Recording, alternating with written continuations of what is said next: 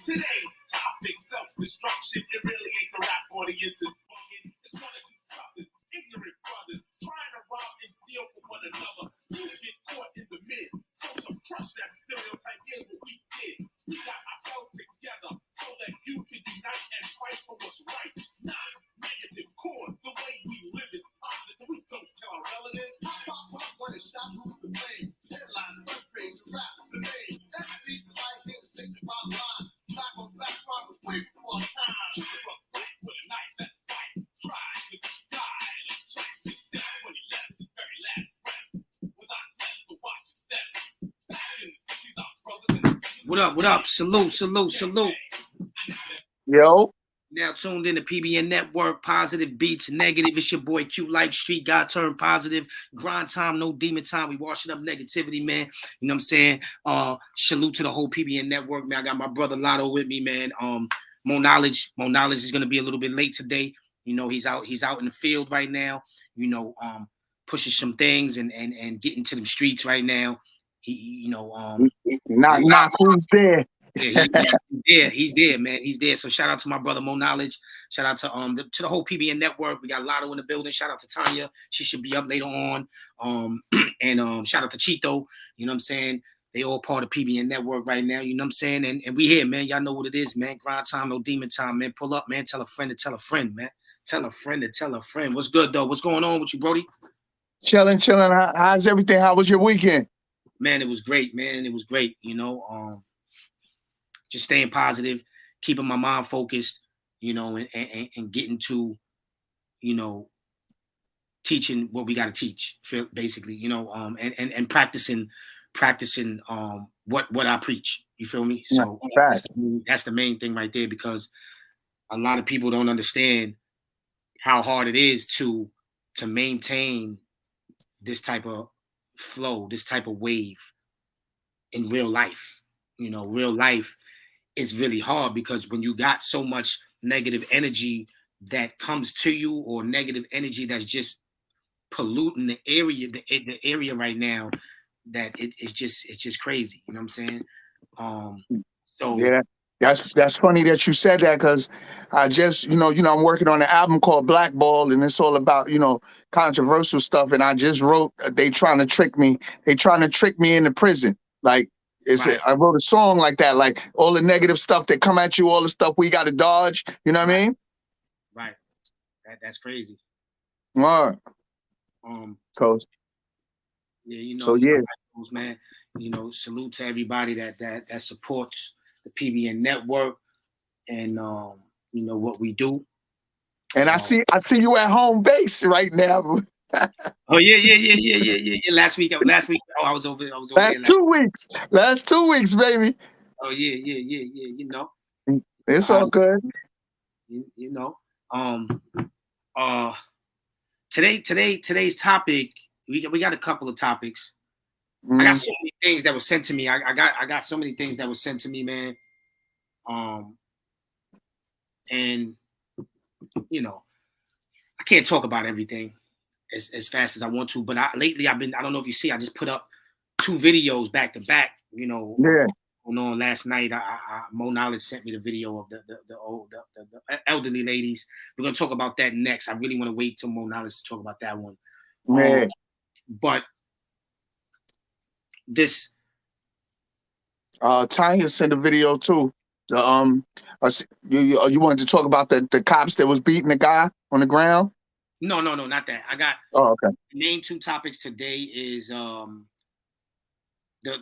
kids that beat up that little girl, punched the little girl in the chest, the 6-year-old girl in the chest. Oh, okay, yeah. That's the main one. He ain't really ready yet, but he ready. He here.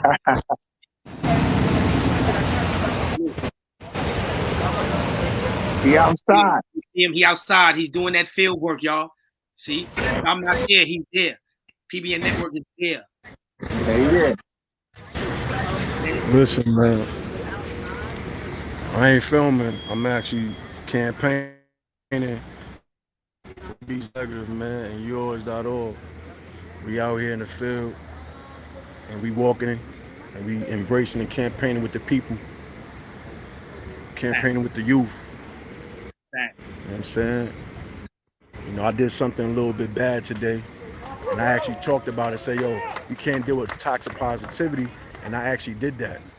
It was a girl that had a scooter, and she was on a sidewalk. You feel me? And I was like, sis, you know, you could ride down on the street instead of walking on the sidewalk because it's all of us. And she said, yo, you need to mind your business. So I was dealing with toxic positivity. You feel me? Like when you deal with toxic positivity with mental health cases like that, then you already Right. know.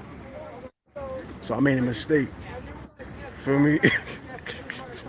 Nah, But listen, hey, it's all good. but it's something when you can man up and say you made a mistake. Word. You know what I'm saying? That's what counts. Like I catch myself a lot. You know, sometimes when I be with my lady and sometimes I get upset about some shit about some dude or whatever, a situation, and I get upset and I be ready to go back to the old cute life, and then I catch myself. So Yeah. we're not perfect, but Of when course not. you catch yourself and you can admit and man up and take responsibility for your actions, that's when you're a man. That's when you're positive brother. You know what I'm saying? So, Real shit. but yo, I just wanted to get on here. I'm gonna get off because my phone about to shut off though. But when I'm gonna get back home, I'm gonna get back on and all that. Save me a seat. All You right, feel me? Mo. Positive. Hey, Salute. knock who's there. Knock Yeah, who's there. yeah, he's there. Positivity, man. Shout Uh, out to Big Brother in the words of Cute Life, man. Grind time, no demon time. Shout out to my brother La Picasso. Hey, where's my sister at? Tanya. She late. she She'll God should be be damn. up. she'll Oh, be here all soon. right. Hey, shout out to my brother Cheeto. You already know. Salute. Salute, baby. Lou, you already know. Yeah, man. See Right. that's the brother, man. More knowledge, man. I love my brother right there, man. Like he not only he shows a lot of gratitude. He shows that he's really for the movement. Like, even when he's gonna miss it or be late, he'll hit me up and tell me. He don't just you know what I mean? Yeah. And then he'll still come on. Look, his phone about to die. He still came on the show. Like this is what I'm doing. You know Yeah. what I'm That's what saying? it is. Salute to my brother Mo Knowledge, man. Real one right there, man. Word. Salute to more knowledge. Word. So everybody that's tuned in, man, tune in to drop a comment, like, Oh, comment, yeah. share.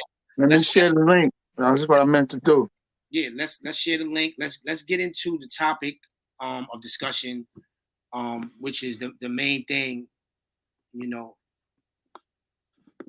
Mr. Spooky, what's going on? You know, Right. That was my fault. nah, you good. The trio of kids, trio punches 6-year-old girl. Let me say this again. 3 kids punch a 6-year-old girl in the chest and take her scooter. Now, here's the thing with that. This is the problem I have with that. First of all, 6 years old. I have a son that's 8 years old. He's still little, like a baby. You know what I'm saying? That's still Yeah. That's young. That's young. that's very young. And a girl, 3 boys, they punch a 6-year-old in the chest and take her scooter. So now you mean to tell me that a 6-year-old can't ride their scooter in the This is street no more? Shout out to Lucille in the building, Mr. Spooky in the building. You know, it's this is crazy. it's sad, it's emotional, it's crazy, it's And nasty. Q. And that's what we talking about, like trying to trick you back into jail because that's the type of stuff that'll make a father go crazy. You know what I'm Right, saying? exactly. And it's upsetting to see and to even hear about something like that. Shout out to Erica. Erica Rodriguez is in the building. You know what I'm saying? You can pull up whenever you want, Rob. And it's like when I got the video, it was just like a 6-year-old. I had to stop and think and second, like again, like, hold on. A 6-year-old, 3 boys. So I got 5 kids right now, bro. I got 5 kids, and they all boys at that. But I'm overprotective so much now because of what's going on in the world today. It's like, I don't even want my 8-year-old playing outside right now because of what's going on. And I want to say this too. My 8-year-old used to have a big problem with his game, his Xbox. That's all he wanted to do. He would get in trouble because he couldn't, play his Xbox. He'll get mad. But you know what? Right now, I'd rather you inside playing that mother Xbox. Yeah, if that's gonna keep you safe. If that's gonna keep you safe, it is what it is. Now, that ain't all I want you to do. You can study, read a book, do other things, eat, play with your brother, whatever, but stay inside right now. Because I don't want to hear nothing like that. Because now my mind is gonna race and go somewhere else. It's gonna go to 2 places. It's gonna go to, I want to find these young boys and teach them a lesson. And I can't wait till Mo comes up, because Mo came up with a scenario that he would do if he found those kids. Oh, word. Yes, he came up with a scenario, and it's like, I don't blame him, and I don't blame whoever thought like that. But at the same time, we also have to think like, I get it. I get that, they're young, and we, it's the parents, it's this. It could be a whole lot of things. But my thing is, I don't want to just blame one thing. I don't want to just blame the parents. I don't want to just blame the kids. I don't want to just blame drugs. I don't want to just blame a mental problem. Because when it comes to things like that, how old was these kids? You know their ages? Now that I don't know, but I think if I'm not mistaken, I heard 16. No, I heard 14, 13. What? Maybe 4, like they weren't the girls. They were older than me. Yeah, that's now. Yeah, now see, yeah, that's man. Look, Auntie, I love you. You know what it is. Thank you for pulling up, Auntie. Man, that's it, man. That's it, Q. The tricking you back into prison, back into doing something negative because somebody did something negative to your kid or something, not even to you. You know what I'm saying? Like you just talked about something you brushed off. You know what I'm saying, for you, or you know what I mean? But to your kid, how could you brush that off? A daughter at that? Yeah, that would be another challenge. That would be a bigger challenge than me brushing off something for myself. But me or you, we both ain't got a daughter. You know what I'm saying? But we got kids. We got sons. Yeah. And at the end of the day, the lady I'm with has a daughter, so I think about things like that too, and not even only that, just period, just a child, period. Just children. The kids. My thing is that the kids that have to go through this right now, okay, I get it. I get that there's always going to be negative. I get that it will never just be perfect in the world, right? But see, when it comes to when we with teenagers and adults, going through what they're going through, maybe having to play the streets, having to sell drugs and do this and that, right? But when it comes to a 6-year-old, a 3-year-old, and these babies that got to get caught up in a street thing, they're not part of the streets. That little girl's not a gang. Now, if she was a gang member, hey, then that's what comes with the fucking territory. Right. But when we're talking about innocent kids, man, this is a different ball game. See, exactly. And a lot of people like to say, oh, well, the streets is the streets, and it been like this. It's just that back in the day, they didn't have no internet. I don't give a fuck what niggas talking about when they say that, because let me tell you something. In my niggas that I was fucking with was not doing certain things. Of course not. Now, I never, ever in my life, a 6-year-old, and I was 13, 14, 15, and hit a girl. I never done that. True. They was more safe when we were standing in front of the building hustling. The elderly and the kids was more safe when we was out there. Exactly my point, bro. Exactly my point. Because you know why? And Mo Knowledge, salute to Mo Knowledge. He's not here right now, but I'm gonna reiterate something that he told me personally over the phone yesterday. We had shit set up to where, and Mo Knowledge had shit set up with his brothers, the Stones. Mm-hmm. At his building where he used to live, where, listen, there's an old lady that's about to come with that needs some groceries, and they wrote a list. They wrote a list and they got them groceries. They didn't even have to go to the store.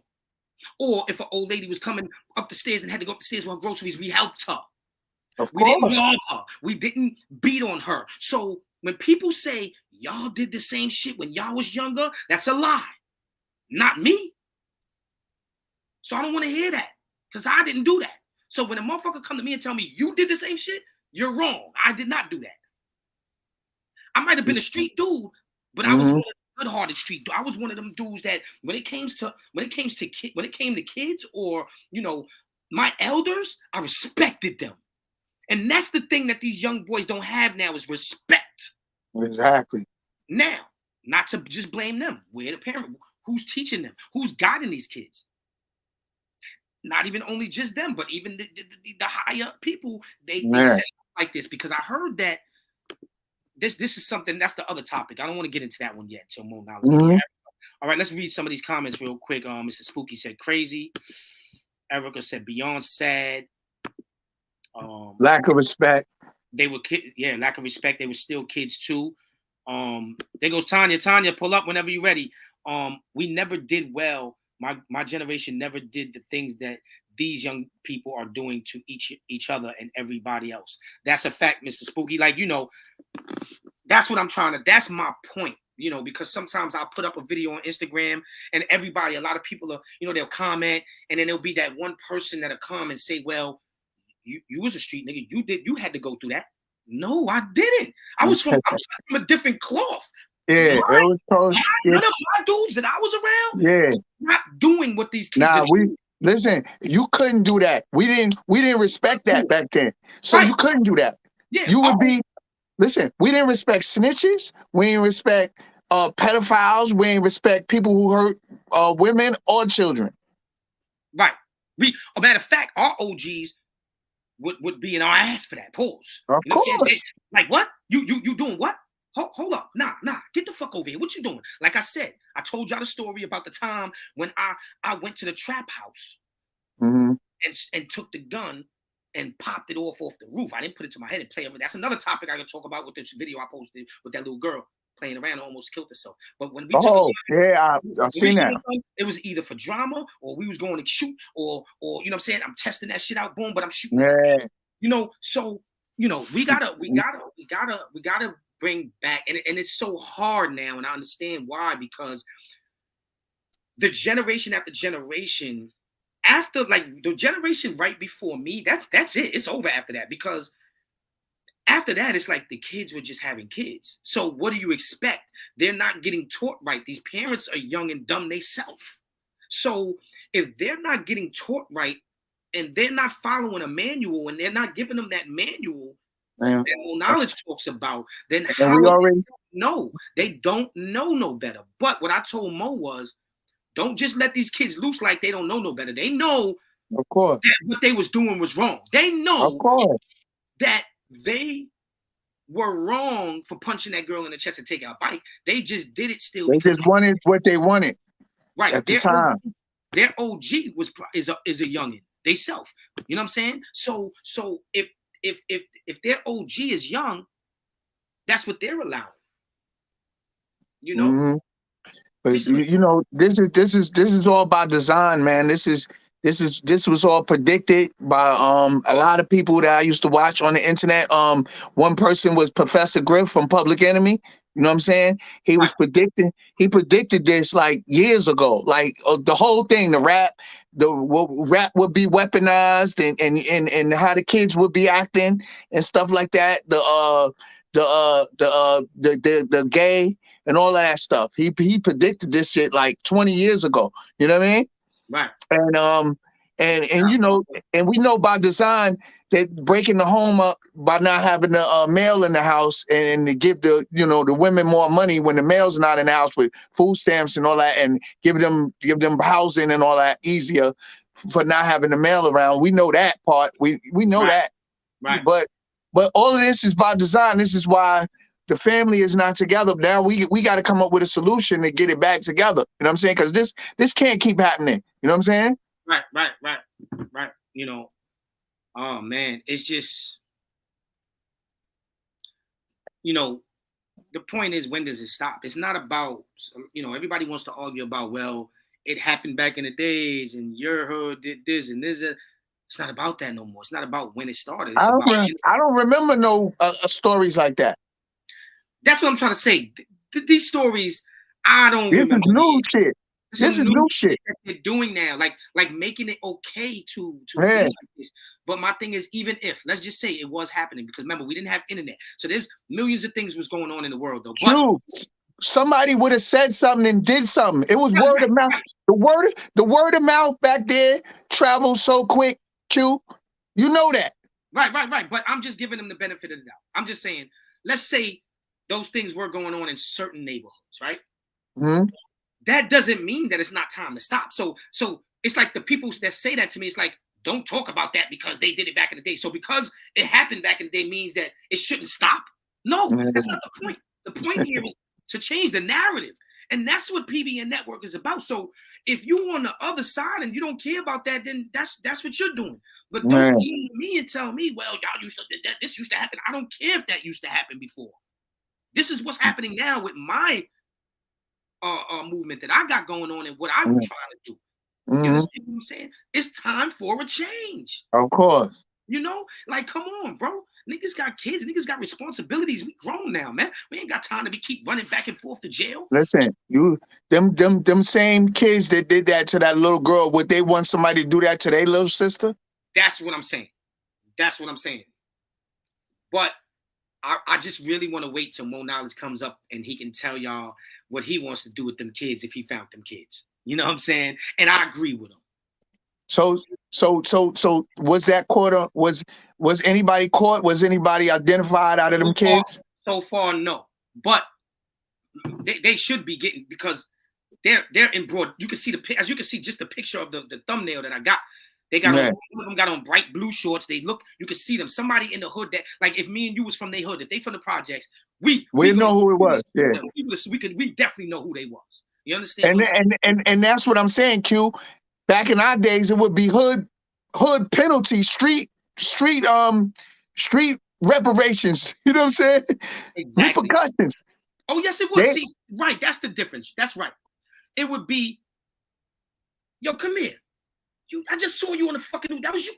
Come here. Exactly. Either you going upstairs to your motherfucking mother right now, and I'm gonna let her know what's going on, or we jumping you, or you turning yourself. And you taking that bike. You taking that bike and giving it back to that 6-year-old. And you apologize. All of y'all niggas. All of y'all are apologizing. Straight up. Matter of fact, go find your 2 friends that was with you, because we seen it. Bring me to them right now. You're not going home, little nigga. Bring them 2 that was with you right now. Now, listen, I ain't the one to be trying to call police on you. But if you don't come with me right now and go give that bike back and say sorry, then it is what it is. That's the type of shit I would have been on. Ain't wrong, no 6-year-old. That's the kind of shit we was on, Q. That's the kind of shit we was. That's why I could respect certain shit from back. The only reason, listen, now, growing up in my day, the laws was a little different. Little niggas, if you was under 18, you couldn't get locked up if you had shit on you. You know what I mean? So the OGs used to have young niggas, you know what I mean? Because if we get caught, we can't go to jail. You know what I mean? But that was the only reason why, though. You know what I mean? Right. And look what Erica said. We have to take our village back. No more don't address my child. If I'm expected to support the kids and love them, I should be able to correct them. Facts. I get exactly what she's saying. Like, you know how, like, let's say they tell us not to beat them. I see a little kid and I see him, he's only 8 years old, and I see him smoking some weed, and I tell him, yo, come on, man, you put that down. And then they go tell their parent be like, don't. What you mean, don't? I'm here. I love your child. I'm trying to look out for your child, and you sitting here getting mad at me because I'm trying to guide that child the right way, and that's what you should be doing. But no, like I said, the parents that do that, those are the parents that are misguided, that are misguiding their own children too, at the same time. So that's what that is. No, and all of that is that's by design too. All of this is by design. Tanya, what's going on? Tanya, what up, baby? What's up, man? We here, PBN Network. What's up? Nothing really sad to hear about what's going on. It's like, oh yeah, it's always, and sometimes I try not to talk about these things, but this I had to. Mo sent me these videos and he said we got to talk about this, bro. We have to talk about this, man. And it's like it's a couple more. It's still 2 more topics we got after this, and it's just crazy. Mr. Spooky said Rod Hood Justice. Rod Hood Justice. We take care of the. Oh, he meant to say right. Hood Justice, we take care of that before it get anywhere else. We will be the first one to check that type of shit. Facts. Yeah, facts. And that's how it should be. That's how it should be. By none of that happening shows you what type of dudes are in the hood setting examples or whatever. Shout out to the Bronx because they don't play that in the Bronx. No. Yeah. That's not true. That's not true because the other topic that I got, matter of fact, both of those shits happened. I think that happened in the Bronx. But the other topic that we're going to get to when Mo gets up here in the Bronx is crazy right now. Yeah, the Bronx. These niggas it's no more OGs left. Let me explain something. The OGs that's left is like people like us. There's a couple somewhere, but either they dead or in jail, and the ones that are still here are silent. They silent or they with that shit. mm-hmm. Like, what the fuck is going on here? It's insane. Just today, 5 o'clock, Patterson Project, major shootout in the Bronx. Right. Look, like Erica, look, that's what I'm trying to say, Erica. The Bronx is the worst borough right now, really, to tell you the truth. Yeah. When it comes, I mean, you might not be tapped in to that drill. There's a lot of drill rappers getting killed, and there's a lot of drill in the Bronx and Brooklyn. It started come to Brooklyn. I hope it don't spread through the whole New York. And that's it's already there. It's there, man. It's just man, sad. That's all I got to say. We have to, like Erica said, though, like it's not like some of the police that's down with these people, they with the shits. We have to take back our village. Like we have to, people that are living in that, like with that next topic that I'm talking about, them, whoever, Mo Knowledge, please hurry up, man. But we're gonna have to start talking about. What we're gonna talk about then next? The other video I put out too. But after this, so what do you think? Like your thoughts, Tanya? Like, all right, you're a female though, but at the end of the day, if it was 3 little boys, they were older than that girl though. They were in their teens, I think. If you saw those teens, because mind you, let's just say they from your building. What would be like? What would be your first reaction? What would you do if you seen one of them and you saw that on the news and then you looking at them, you're like, oh, that was him? What would you do? What happened though with the kids? Okay, 3 boys. I think they were 13, 14, 15. They punched a 6-year-old girl in the chest and took her scooter and robbed her. Oh wow! Yeah. You know what? Yo, Q. I was getting ready to say it. I was ready to say Tanya is coming out with the listen. Look, Q. I was scared of Tanya. Tanya talking about her gun so much. I'm like, oh shit. Nah. Yo, them niggas would have had all hell fucking with Tanya. Yeah. They would have been beat down. Believe that. They wouldn't have got away with it. Especially if they was from the block, please. Right. You was talking earlier about how the parents are responsible, right? I do believe that parents play a significant role, but nowadays these kids are beating up their parents. The parents are afraid of these kids, Right.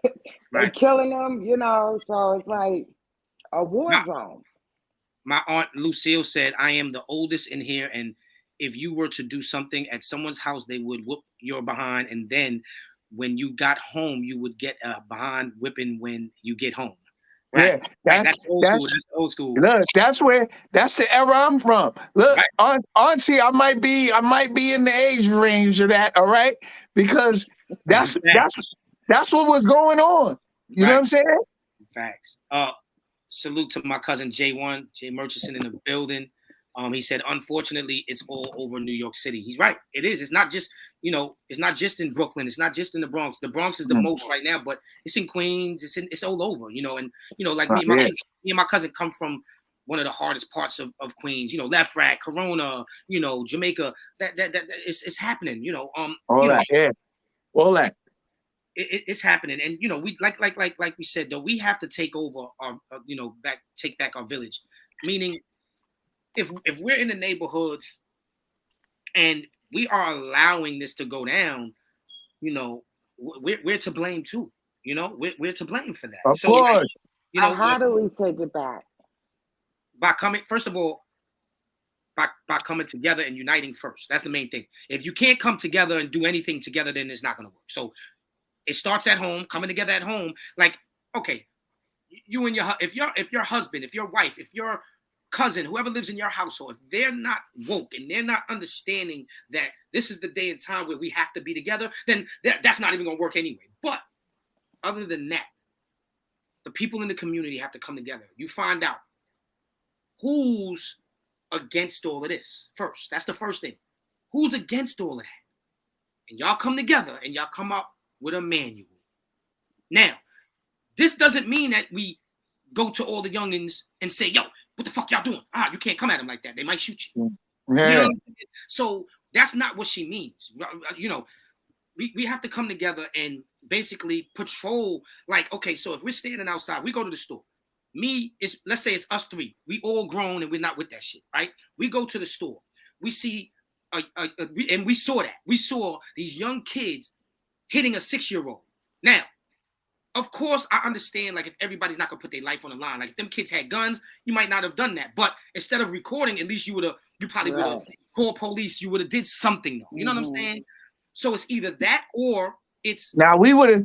I know me and Q. Hold on. Let me finish saying what I'm saying. Go ahead. You know what I'm saying? Now, me and you, we probably would have, grabbed them kids up. Wait, whoa. You punching the 6-year-old. What you doing? Yeah, we probably wouldn't have. First thing is not to hit them because they young too, but yo, chill, man, relax. Don't do that to that little girl. Boom, boom, boom. Now, some of these kids is like, fuck you. Who the fuck are you? That's when this comes in. What you got on you? You got a gun on you? Give me that fucking gun. Yeah. There's no way a 13-year-old is gonna, if he don't got that out already, he's not. Yeah. You too little for me. Let me get that. What you doing? Let's go upstairs. Where your moms live at? Let me pistol whip you in your knee or something. Right. So, but even that, sometimes it might not have to go there. We have to stop allowing these young kids to do certain things. Now, when a gun is drawn and they shooting at somebody, you can't just jump in the middle of that and stop them. Yeah, of course. Not yet. But I'm saying catching certain things before it. Yeah. When you gotta talking to these kids and trying to get them and give them a hug, give them something to think about besides wanting to rob a little kid.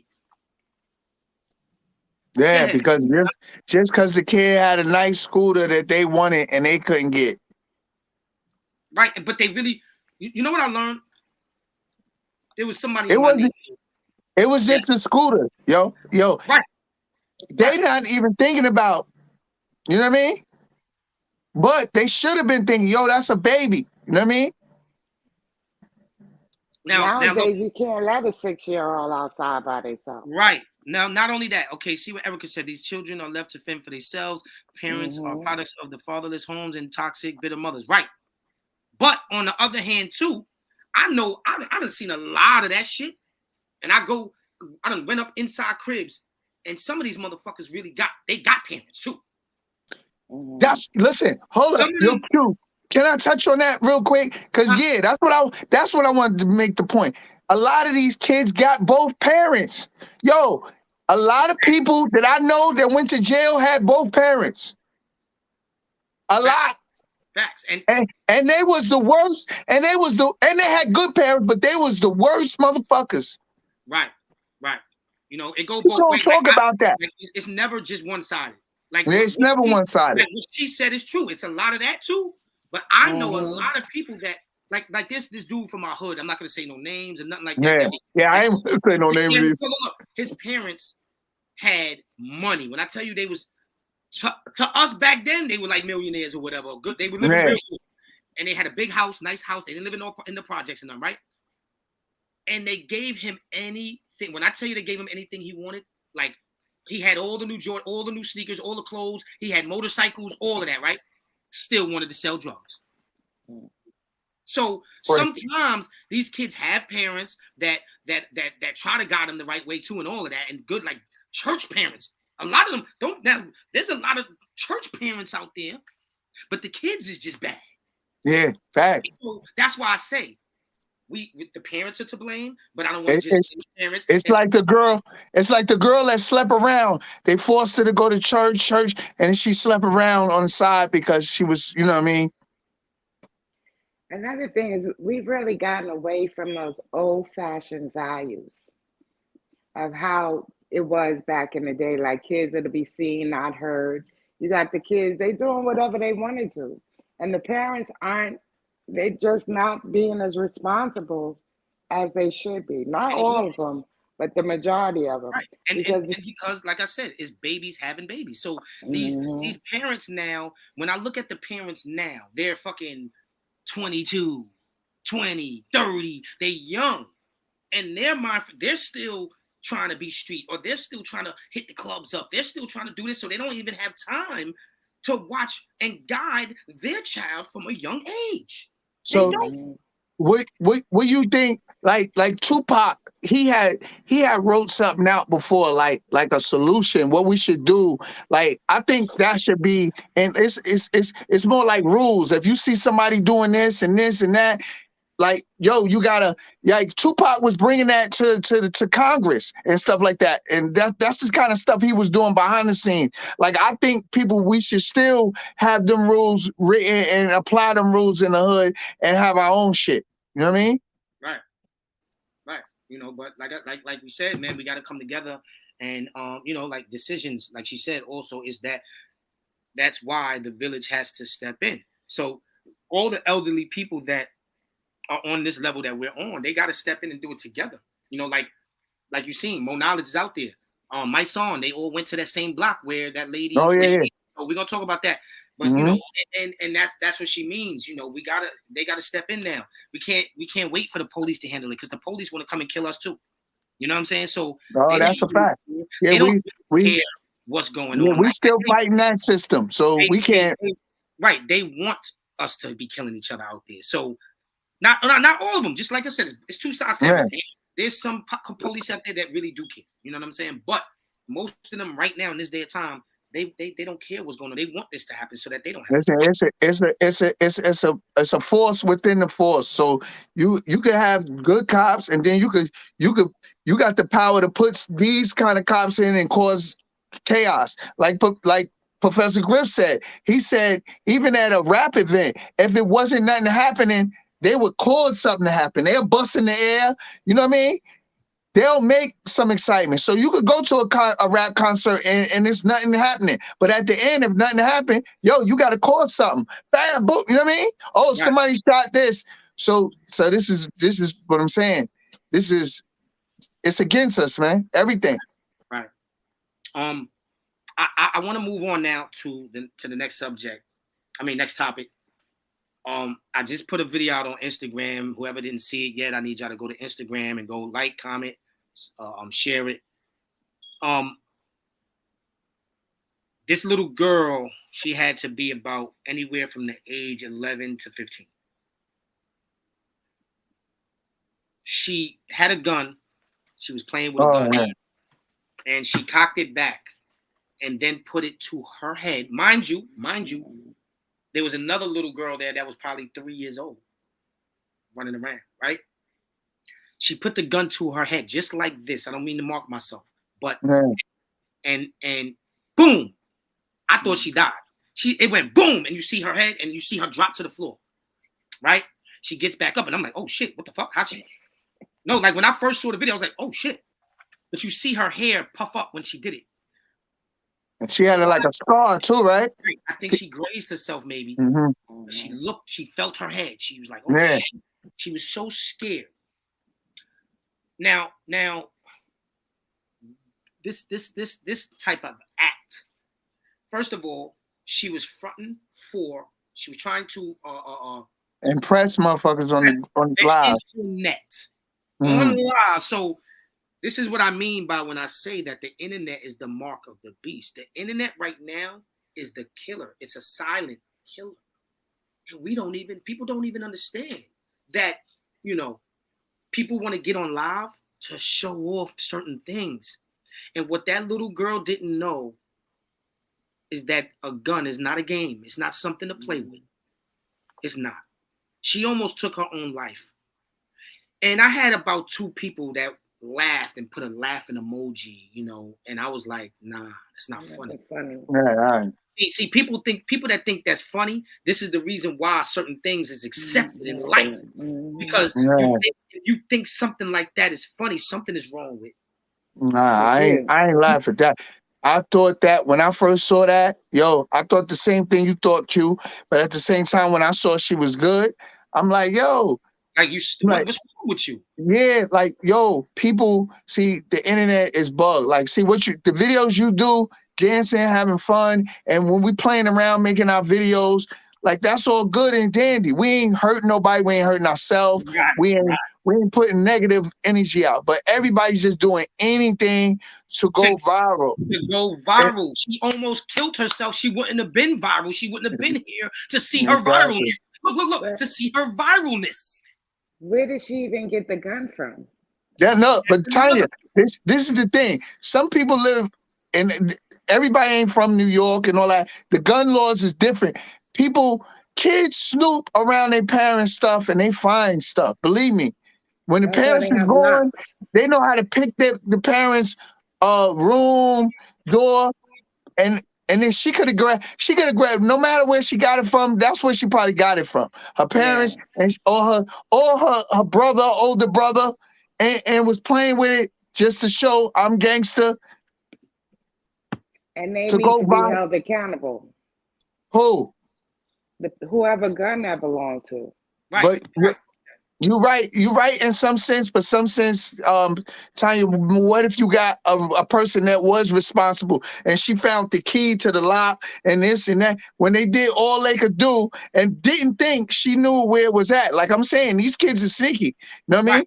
Right. But for the most part, on that note, I think more 9 times out of 10, a motherfucker left that shit around somewhere. You think so, Q? Because my thing is, if I had a safe, first of all, if I had a safe, you're not finding that key because where would that key be at?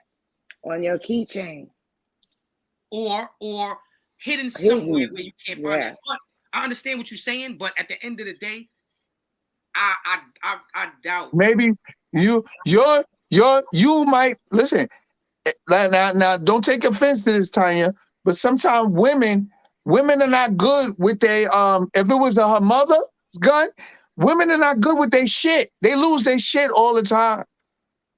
Right, but we can't sit here and say whether it was a woman or man. We're not even going. No, I'm just saying. I know what you mean, but let's not lose focus on the main thing. We're gonna lose focus because we can sit here and say it was that. It was that. Yeah, Tanya sat back like I never lose my gun, nigga. Now, hold on. At the end of the day, the matter is that little girl should not have grabbed that gun. That's number one. Right. And yes, whoever the parent is, like okay, back in my days, if I didn't have my parents. My mom died when I was at early age. The lady that adopted me, she was older. She didn't have no guns. But like if my older brothers or my cousin or whoever had a gun in the house, like I said, they kept it safe. And they also taught me, don't touch that because this will hurt you. So yes, we blame whoever left that out in the open for her to get it. But, you never got it. You never got in contact with one when you was little, and you never touched one. Who? You. Of course I did, but that's not. I don't want to. No. I'm asking you. Have you at a younger age? Have you ever found somebody else's and touched it? Yeah. I not in my family home that I grew up in, but I went to the trap house and did it. Took it. Okay. That's what I'm saying. I just want to get to the point that at the end of the day, whether somebody left it to where she can get it or not, there's rules. There's different people involved that are wrong here, but we can't just point the finger at one person or one. At the end of the day, she should have been taught not to do that. But like you said, Sometimes you get taught not to do that, and she probably found that key somewhere and it was hidden, and she still went and did what she wants. She made her choice to do that. And the reason why, the point that I'm trying to get to is, let's talk about it. The internet, she did it for the gram. Oh yeah, did for the gram. Yeah, that's a fact. Because it's popular and this is what's going on, and she thought that everybody's gonna be like, oh shit, you had a gun, but you almost killed yourself. So another thing, just in case any kids see this video, I want y'all to know something. Because see, I dealt with guns, right? And I know guns when it comes to certain shit. I don't know everything about a gun. I don't know how to, fucking make one. Like you got people now that make. I don't know all of that, but I do know this, right? And I know you know, Lotto, right? A revolver, you have to pull that. You have to pull that trigger kind of hard for it to go off, right? An automatic, like what she had, you can just tap that shit and it'll go off. Yeah, facts. See, people don't see. You got to teach these kids that too. The last 2 incidents that I seen like this, it wasn't like they was trying to pull that trigger. They was playing with it, and then it said, bah. You know why? Because when you got a gun in your hand, but if you got your finger on that trigger and you move a certain way, that trigger gonna go off. Because all it takes is a little tap sometimes for that automatic to go off. And that's exactly what happened. It's not a game. Stop playing. Yeah. Listen, there's also a safety on it too.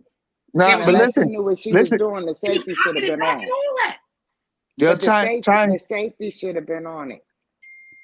But unless she know how to handle that 9, she wouldn't have really known what to do. But she wanted to go viral, and she went viral. And hopefully it was a good learning experience, that's just not the thing to do. Yo, Q, somebody shot their toe off in my crib back in the days, huh? What? Fucking with a shotty, trying to put a shotty down their pants, and the hair trigger, bam, went off, son. Yo, we was in Rochdale. We threw that nigga downstairs like, somebody shot that nigga on the boulevard. Yo, it's crazy, man. Yo, back then, look, so it was happening. Like, Gold in the building. Salute to CO Gold is in the building. What's up? What's up, But yeah, what you were saying, Mo? I mean, I'm Nah. I'm just saying. So accidents was with guns always. From there, I'm like, I've been new. I knew not to put the shotty in my pants. Like, boom, nigga shot himself. Niggas threw that nigga downstairs. The hospital came back. They said, man, the cops came back. Man, that motherfucker shot himself. Right. He had the powder. This nigga gonna come back, Yo, Q, he gonna come back with his toe. We like, yo, get that out of here, nigga. That shit good. It's crazy, man. Man, listen, man, it's sad. Shout out to Robert Gunny Shells. I don't actually know who that is. Robert, salute to Robert. Clout chasing for the gram. That's right.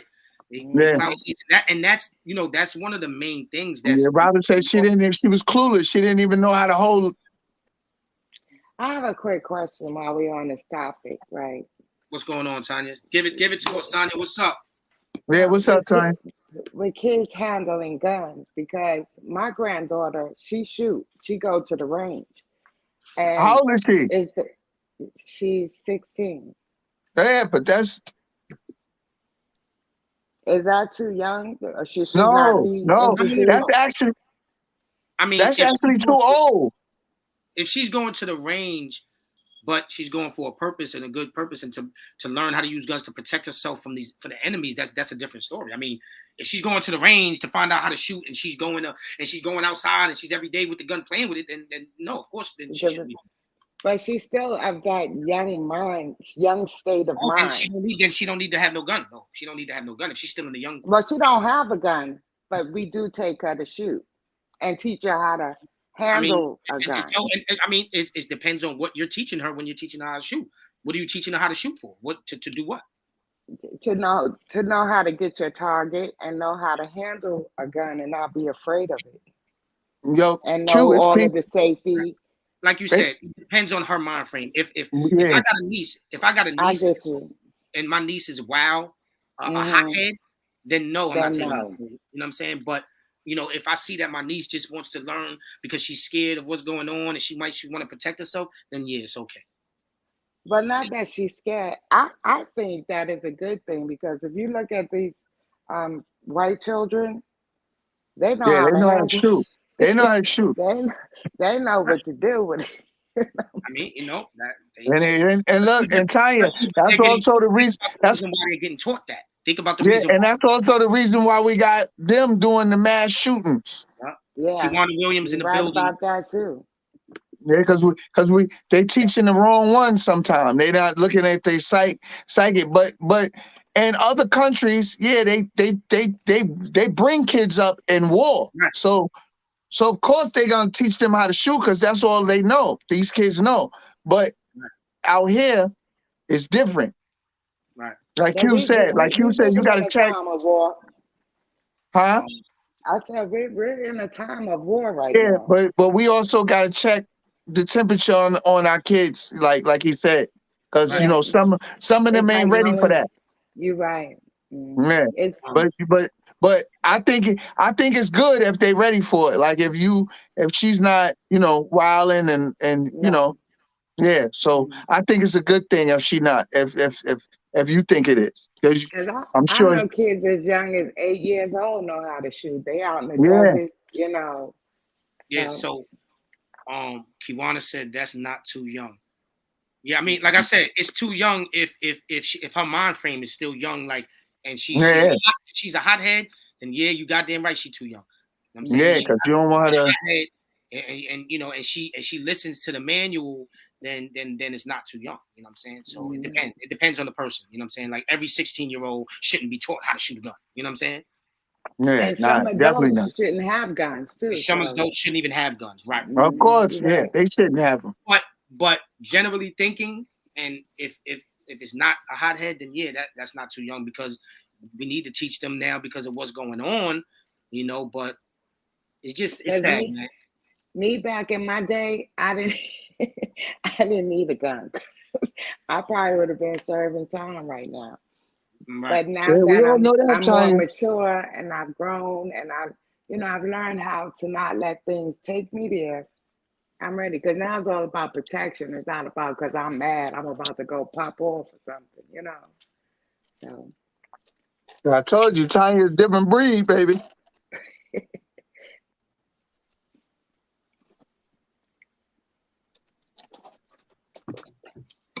Q, where's Mo? He's in the field. He's in the field right now, in the field. No, who's there? He's in the field. Now listen to everybody. Listen, matter of fact, this is the intermission for you now tuned in to PBN Network, positive beats, negative, grind time, no demon time. We here. Shout out to everybody that's in the panel. Shout out to Tanya. Shout out to Lot. My brother Mo Knowledge. Knock who's there. He's there. He's in the field right now. A true custodian out in the field, baby. He's working right now for PBN Network. And like I said, when we not there, if I'm not there, he's there. So that's where he at. But he should be in a little while. And he better not be too long, because he know I ain't got time to be up here till 10, 11 o'clock. Nah, he came up, Tanya, and he was in the crowd. He came up to show what he was doing. You're right though, Q. The internet encourages these behaviors. Facts. The internet is the mark of the beast. Once somebody figures that out, you'll understand.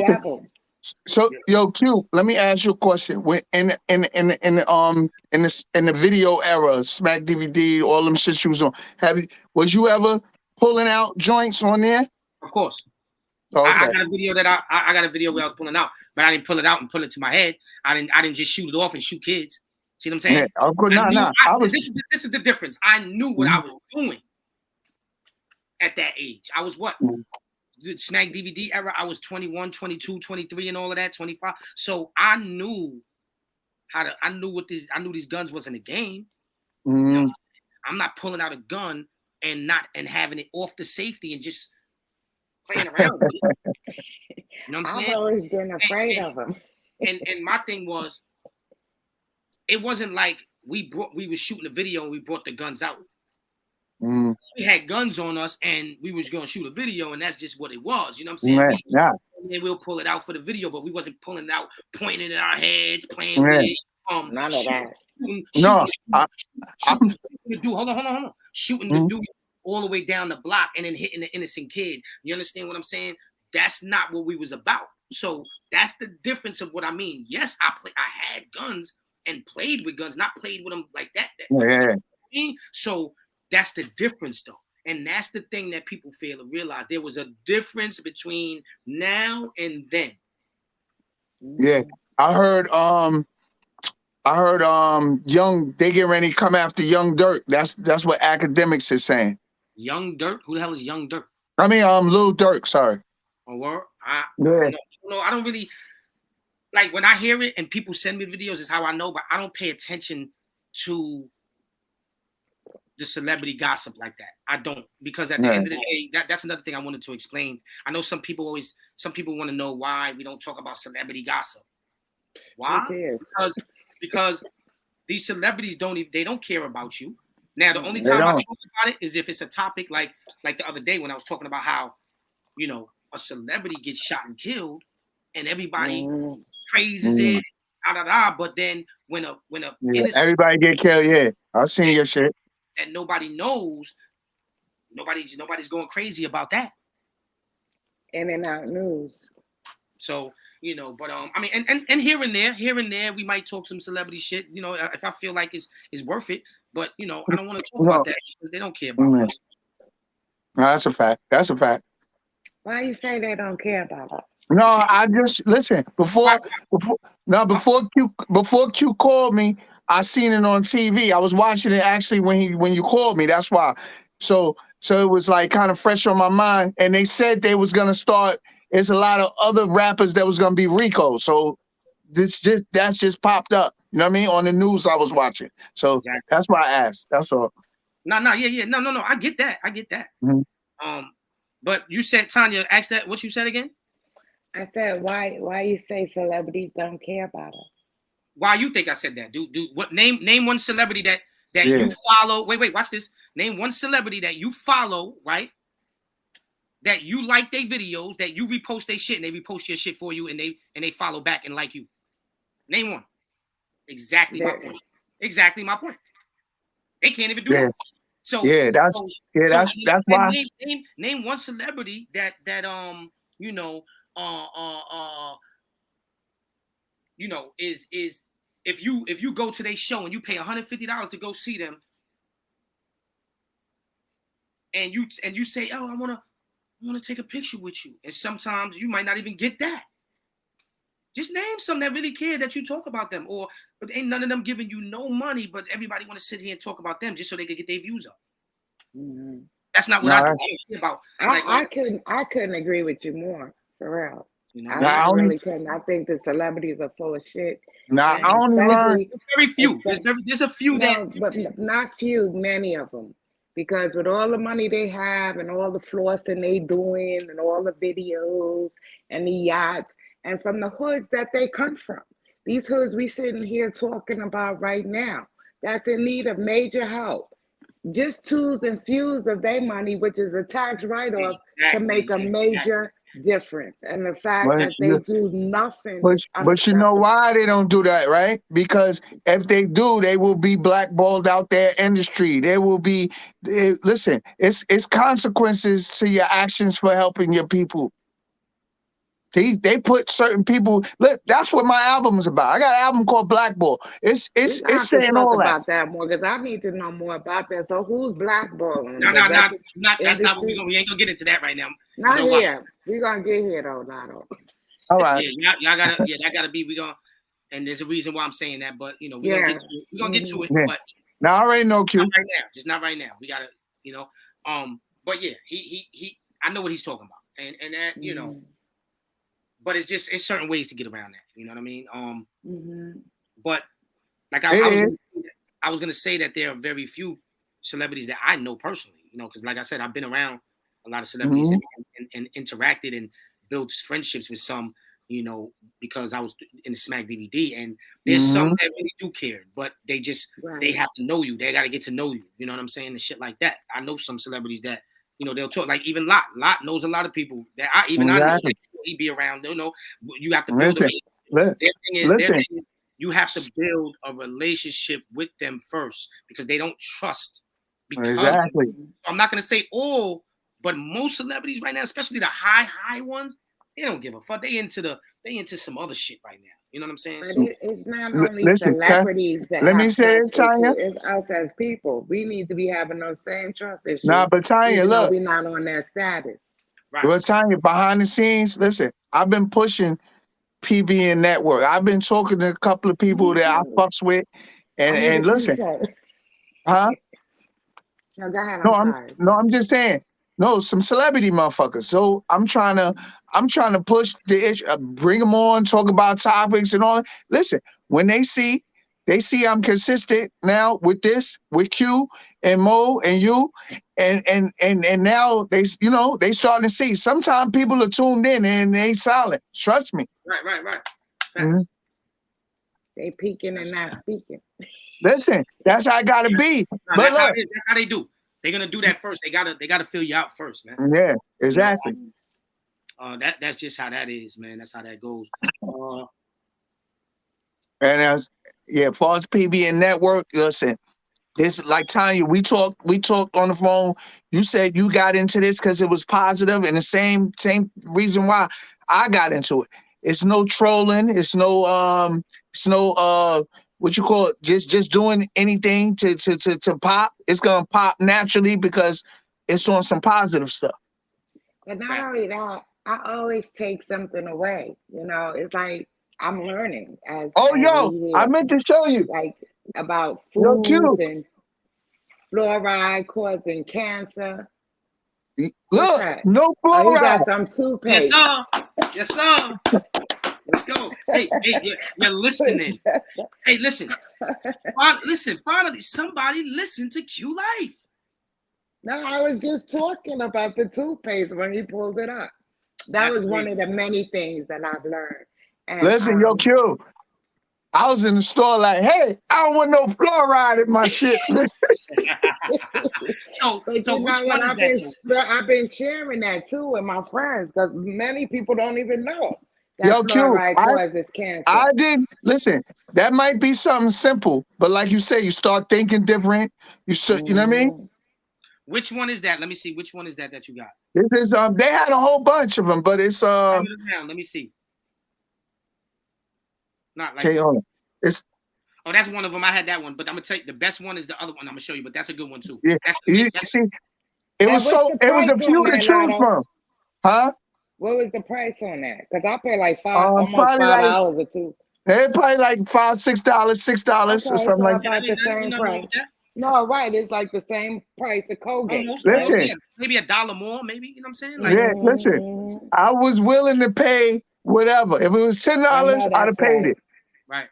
And watch how watch when you get used to it and you really use that all the time. You could just, it's just, it's different. You can feel it. You could, and you know what it is, Q? And this is what that's what me and Tanya learned from PBN Network, and we utilized it as us being here with you. So people listening could utilize shit too, even if it's something like this, something little like this. Right. It makes a difference. That little thing is major because it can prevent cancer, colon cancer, which most men, right. It's a good thing. And it's a drug, right? Right, Q? The fluoride is a drug, right? Right. Right. And it makes you. So Kanye West said people are on drugs every day because they brush their teeth with fluoride. Right. No, for real. No, he said that. People don't even understand like certain things, like with the food. There's things in the food, like there's a lot of things we can talk about with that, but a lot of people are not woke and don't have their ear open for things like that. When you start talking about things like that, people don't want to hear that. But if I start talking about how this person had a fight on the block or this, you know what I'm saying? People are open ears for that, but they want to always shut down when you're talking something like that. We got to be careful about that too, because Russell Simmons got banned. Russell Simmons was on a rampage talking about how the food is killing us, and they sicked women on him. They said, "Oh, he's in the Harvey Weinstein." Yeah, he was talking. That's why they just got to be careful, man. People have to be careful and understand what's going on here. And in order to defeat that problem, you got to know what's going on. It's a lot of things that we can talk about, that I can talk about, that are bad for us, that people need to know about. You know what I mean? Shit. But one thing for sure, two things for certain. A closed mind don't get fed. You know what I'm saying? A closed mind. They say a closed mouth. Damn, Tanya, what you opening? We hear that. I'm sorry. I'm getting some grapes to put in my hold on. They say that a closed mind don't get fed. I like that. A closed mouth don't get fed, but a closed mind. A closed mind don't get fed either. You know what I'm saying? If your third eye is not open to listening and hearing and understanding certain things, then you will not get fed. You will not understand what is going on. Absolutely. And that's just what it is. Yo, Tanya, that was a deep connection we just had, baby. That we both got the toothpaste at the same time. That's one of the many things that I've learned. Nah, that you know what? Because I thought I knew a lot of stuff. When he brought that toothpaste shit up, I was like, I ain't never know that. Me either. But there's a few different things we talked about. Yo, ever since you talked about that shit, you had me going crazy over that shit.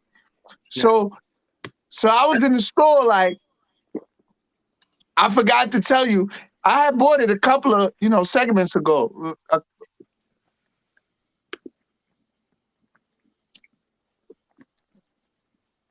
Yo. So whenever a chick flip on me, I could be like, "Yo, that's that fucking toothpaste, you fucking." Facts. Yo. So another thing that I've learned is that PBN Network. People think I don't see it, but I started a trend. There are more people listening and following this leadership than you know it, but they're quiet about it. They don't want to admit that they got certain things from this. And I see a lot of people that weren't even doing podcast shows. I see a lot of people that weren't talking how I'm talking. I see a lot of people that were negative before, and now they're talking positive, and that's a great thing. This is what I wanted. I wanted people, and see, people didn't even understand that that's what I wanted. I want people to follow, but in a certain way. I don't want you to bite. I don't want you to do exactly what I'm doing, but I want you to be positive. I want people to follow a leader and start building on this village that we so-called need to bring back. You know what I'm saying? Or take back. So when I see this, I just want people to show, pay homage to like what's going on, because I see it. This is what is needed, though.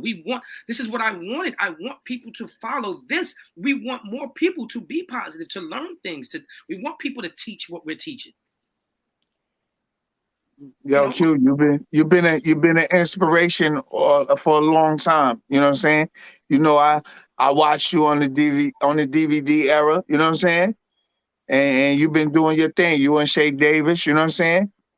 And the squad, y'all been doing y'all thing for a minute. You know what I mean? So with Smack and you know what I mean, and all that. Like, so the whole thing, this ain't nothing new, because you've been a good nigga. Like I told you, you know what I'm saying? Even though you was, look at, I know a lot of nigga, that's where we come from. You know what I'm saying? But you was a good nigga, son. Like, nigga, I ain't never have a problem with you. We from different hood. We ran into each other. Yo, what's up? It was always love. You know what I'm saying? And you always did your thing. I always respected your talent. You know what I'm saying? You respected mine, and we was good. That's what I'm saying. That's how you could tell when niggas is good. When niggas is not, niggas, you got a problem with everything. You know what I mean? You was never a hater. So if something came at you, then you handle that. Right. That's how you could tell. The haters, though. Huh? I said you gotta love the haters. Oh yeah. But this is what I'm saying. He always had status quo. So him doing this is not is really no brainer. Right. The difference is like like I'm about to put out this video I did today, and I mean I might be blowing it up a little bit, but I'm not, because I'm not going to tell you what I said today. But I was talking, like I got people that hit me personally that asked me, Q, how did you do it? Why did you do it? Why did you, like, I know you for certain things. Like, how did you change from being that wild boy to doing this? And it's like, hey, bro. And I had to explain it. And in the video, I might put it out sometime this week. But, you know, the difference from me doing the smack and then doing this is just that, like when I went to go preach to the kids at the basketball game with Mo Knowledge, it was a different time. I was always, you know, on the stage performing in front of a lot of people. But this it's a difference when you talk. Difference when you're talking to these kids. So I felt like I didn't do good, but Mo was like, nah, you got this. But I felt myself. I felt like I could have did better. You know, I wasn't really, I'm not used to that like that. I've talked to the kids before I did that, but in that setting right there, police around, it was just different for me, you know. And you know why? You know why they felt you? Because they felt all that. Your nervousness of being around the police, and that's why most say you did good. Nigga, that was just sincerity. Like, right. Nigga, I ain't really used to this, but y'all motherfuckers better pack it up, nigga. Right. You know, and I couldn't talk like that. So that's the difference too. Like, talking to the crowd and rapping to the crowd the way I used to is different from the way I got to do it now. So like, I'm learning my speech impediment now. I'm trying to learn how to not say nigga all the time. I'm trying to learn how to not say bitch. I'm trying to learn how to speak more properly. Like, you sound, when I say that, like how I said to speak more properly instead of saying learning how to speak, how to talking like you know. No, you don't want to ever change who you are. You know what I'm saying? That's not you want to always represent. You have to. I can't. Exactly. Listen. You gotta think before you speak. Hold on. Give me a second. You have to change how you speak. Like my friend that came up that time and said, "I got the job for you to speak at Rikers Island." When I go to Rikers Island, I can't speak like that. They're not gonna want me to come back again. They're gonna be like, "Why are you talking like that?" Now, yes, I can tell them who I am and who I used to be. But I can't go in there talking all hood. I got to go in there and speak to these kids so that now when I do speak to these kids, if I spoke like how I was, right? They're going to look at me and say, you're contradicting yourself then. No. Why you still talking like you know what I'm saying? No, I don't want to talk like that. But you still have to be able to reach your audience, and they have to be able to relate. So you're not going to change who you are. You're just going to think before you speak. You know what I'm saying? And I'm going to change the way I speak. And the way you speak. But when you think before you speak, then you change some of the words that may come out of your mouth. Exactly. You know what? Tanya, a speech is even the speak is an art form. You know what I'm saying? For the president to come out, they have notes. They got people in their ear. They got all kinds of shit when they talk. They're reading from something. They don't know. They don't look, but not only that. You coming from the heart. Yeah, no, but not only that, that's what I'm saying. He coming from it, but it's hard. Speaking listen, I told one of Q's baby moms, right? She was like, I was like, you know, I'll be every week I'm on with Q. She's like, and I say, Q's ill with he's ill with the things you do, what you call them shits? Motivational speaking. Yeah, the motivation. So, and she said, he was always like that. He was always, he's always passionate, and he was also always, I said, I already know as a rapper. I said, but it's different talking.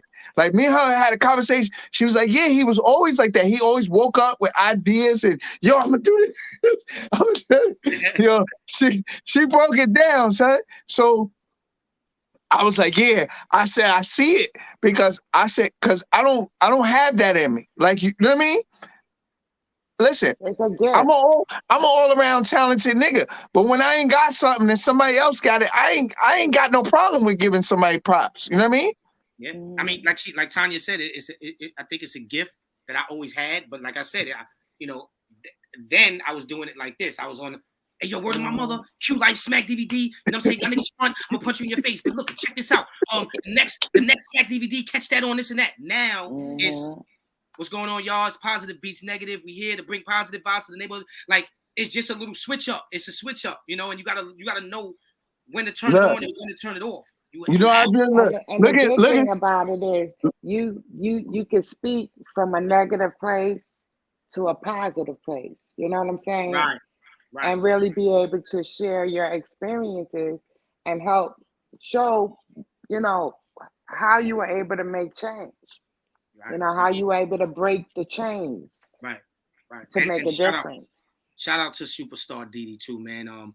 You know, I hit her up and told her to pull up if she wanted to too, man, because she got some things too that she knows about, and you know, also too, she talking about me. When I ain't gonna lie, when I was with her, yo, she used to come up with shit like she knew how to do some shit. Right. My nigga. Yo, what? You ain't see the video we got together with the music? She could sing. I don't know if I've seen it. I don't know if I've seen it years ago. But listen. OTF is still a family. Oh, yeah. Taking over. Yo, nigga, y'all should have been Beyonce and Jay-Z, nigga. Nah, but you know. And, yo, listen. Tanya, his baby mother is my homegirl. Listen, she's mad talented, son. I put her on the record with Papoose with me, and I put her on the record with Mr. Cheeks. You know what I'm saying? And let me I heard that one. Let me tell you about this. She was arguing. Hold on, she was arguing with me one time, and I'm like, yo, don't listen to these other niggas. Not Q. She was, you know. Other niggas in the street was saying I ain't doing nothing for her. I'm like, nigga, I put you on the record with a platinum artist, double platinum. Right. Don't say I'm not doing nothing for you. Facts. Look, and listen, my whole shit, I knew she was talented. Her and my homegirl Camille. Like I told you. Which Camille? Which Camille? Light-skinned Camille? Yeah. From Northside. She had a friend named Tiff. Yeah, Tiff and Mill. Time out. Time the fuck out. Hold up. Let's yo, get to that. Yo, Q, they was on the same song with Mr. Cheeks with me. We're gonna get to it. Cheeto, what up, man? Shout out to Cheeto in the building. What's going on, Cheeto, what up, baby? Pace. Got no football practice for the boys. It's all good. Salute in the building, man. Now, real quick. So, Lotto, when I tell you, I spoke to Tiff probably like 2 months ago. Do you know that me and Shay Davis, I gotta tell you a story. And I know I can tell this story because it's over with and I ain't saying no names. Yeah, right. But Tiff and Mill, me and Shay Davis used to hang with them and bring them to the studio. You know, they did music, you know what I'm saying? Shit like that, right? And they was so cool. They was the hood chicks that but pretty and just, you know. Yeah. And one day, and this is crazy because I love when I can be able to tell a story that sometimes I'll tell people like I went through this, I went through that, and then now I always have a story that somebody is still here that I could pull up and they'll vouch for this shit. Shay Davis was in a situation before where Tiff and Mill I think they was renting a room in one of these houses in New York, right? And somebody that I don't know what happened if Shay did something to one of these dudes, but one of the dudes walked through and they seen Shay. They seen Shay because they had the room door open, so they walked through. He was renting a room or something too in the same house. So they walked through. They seen Shay. Oh, all right, boom, whatever. So now we all into our shit. We writing raps in the crib, chilling, boom, boom, boom, boom. And she know we here. What's that? I knock at the door, baby. Nigga, we here. Oh, Niggas okay. came through. Look, as soon as Tiffany, they open the door. Everybody get down. So, you know, me and Shay was a different type of, like, then our mind frame was like, we wasn't on no, we like, listen, it's going down. We don't give a fuck. Yeah, but you on punch? Yeah. So, you know, Shay is smart. At that time, we didn't have no burner on us that time. For that, for some reason that day, we have it on us. But that day we was just chilling, going to You know what I mean? We was like, all right, fuck it. But Shay, it's wintertime though. So we got hoodies on, jackets. So Shay act like he had the thing too. And was like saying, if y'all niggas pop, I'm popping too. And then the chicks is gonna tell he made some ill shit up in his head. So I ain't gonna say what one of the dudes did that was with us because I don't want to, you know what I mean? But I did the same thing Shay did too. I'm acting like, yo, all right, what's up? Like, and I'm being more quiet one just in case because I'm watching for sure. While Shay do the talking, I'm quiet and I'm like this too. Like I got it in my hoodie. Boom. Next thing you know, all I gotta say is that at the end of the day, we was all outside in front of the house talking. Real nigga shit. Nobody got hurt. You feel what I'm saying? So I've been in situations where we could have got murdered. We could have been left on the Of course. We all have. And they the people that they not to play with. These were some official gangster niggas from, you know what I'm saying? So at the end of the day, you know what I mean? But salute to them. They like we all peoples now. Like I knew one of them before that even happened. But you know, but everybody's cool. It's no, I'm just, you know, so shit like that people don't understand the shit that I've been through that makes me want to be positive. I've been through shit where I can not be here right now. You know how many times in my life I've been in a situation where I'm supposed to be dead right now? Yeah. Are you crazy? Like I was around certain things. So that's what made me change too. It wasn't just, you know, I got kids. I've been through it before. I seen my life flash before my eyes. I got shot at in my head. Boom. Like all types of shit happened to me. So true. But that's what it's about. It's about giving back. For real. Facts. It's about it. We all went through some shit, nigga. I was getting money for years, nigga. I was in the tunnel, nigga. I was so cracked, like that shit was a job, nigga. I'm a 24-hour crack dealer. I was in the tunnel, like, yo, I'll go to the tunnel every week. The most dangerous club in New York City. You know what I'm saying? Like all that shit Fat Joe be talking about that happened and this, yo, I didn't see that much and more. I was in the tunnel with rappers that got beat up in the bathroom, in the unisex bathroom. They come out with their teeth missing. Like, what happened, nigga? Yo, Lala, y'all know how I got down already. Y'all already knew what time it was for me. I'm not Lala, even Lala, you remember the Bello day, right? Of course. It was me and my cousin Lorenzo. That I was the one that stomped the dude out, and then the shots went. Hey, don't incriminate yourself, baby. You know, that's why we've been through it all. You've been with me on the block. You know how it was. Hey, I ain't say nothing, nigga. I ain't say I did anything. And I almost lost it a couple times. Nah, you my nigga, son. Yo, that his yo whatchamacallit, your uncle and them's my OG niggas, you know what I mean? Yeah. And you know how I was. I grew up. Yeah, Boston. So I seen Chino. Yeah, he crazy. But you wasn't crazy around them niggas though. Nah, I didn't have to be. I didn't have to be. That's the thing, see. I didn't have to do anything when I was home. Now you right. Them niggas was always crazy. You right. You right about that shit. But I also learned from them too, you know. Certain movements are moved a certain way, and then as we got older, to see them calm down and me to stay wild, I learned to be positive as life, you know, was short. And, you know, especially losing my cousins. Yeah, that's a fact. I losing cousins and uncles from getting killed and dying. Take life for granted too much. Yo, Tanya, this nigga we take too much for granted in life. This nigga uncles was my OG niggas. Them niggas, there's my niggas. Like, you know, Chino was under me. Chino was young too, and then he grew. You know, he grew up. He been a man for a long time, but his uncles is crazy, nigga. Yo, Chino, grown ass daddy now. Nah, I know his uncle's crazy though. Trust me, them niggas still crazy. Old ass crazy nigga.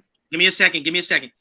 Lucille said, when you come to speak to the kids at our community center, I want you to do summer 2023. Would love to have you.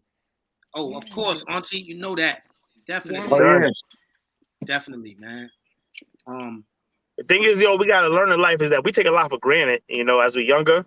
And now, like, as we're older, we realize that we don't take nothing for granted anymore. Thinking we being young, we all think, oh, I'm untouchable. We all been there. And the generation now is so lost and it's so young. They doing stupid stuff. They think they can't be touched. That's a They fact. think they can go knock people out. And now you attacking kids and elderly people. Don't rock like that, man. Yo, yeah. And Chino, that shit would have never happened on your block.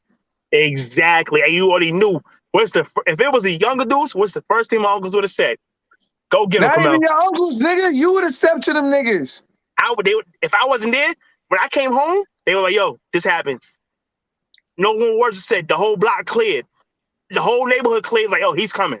They put like this. They treated me like Omar. They ran. They knew what time it was. I was about my business.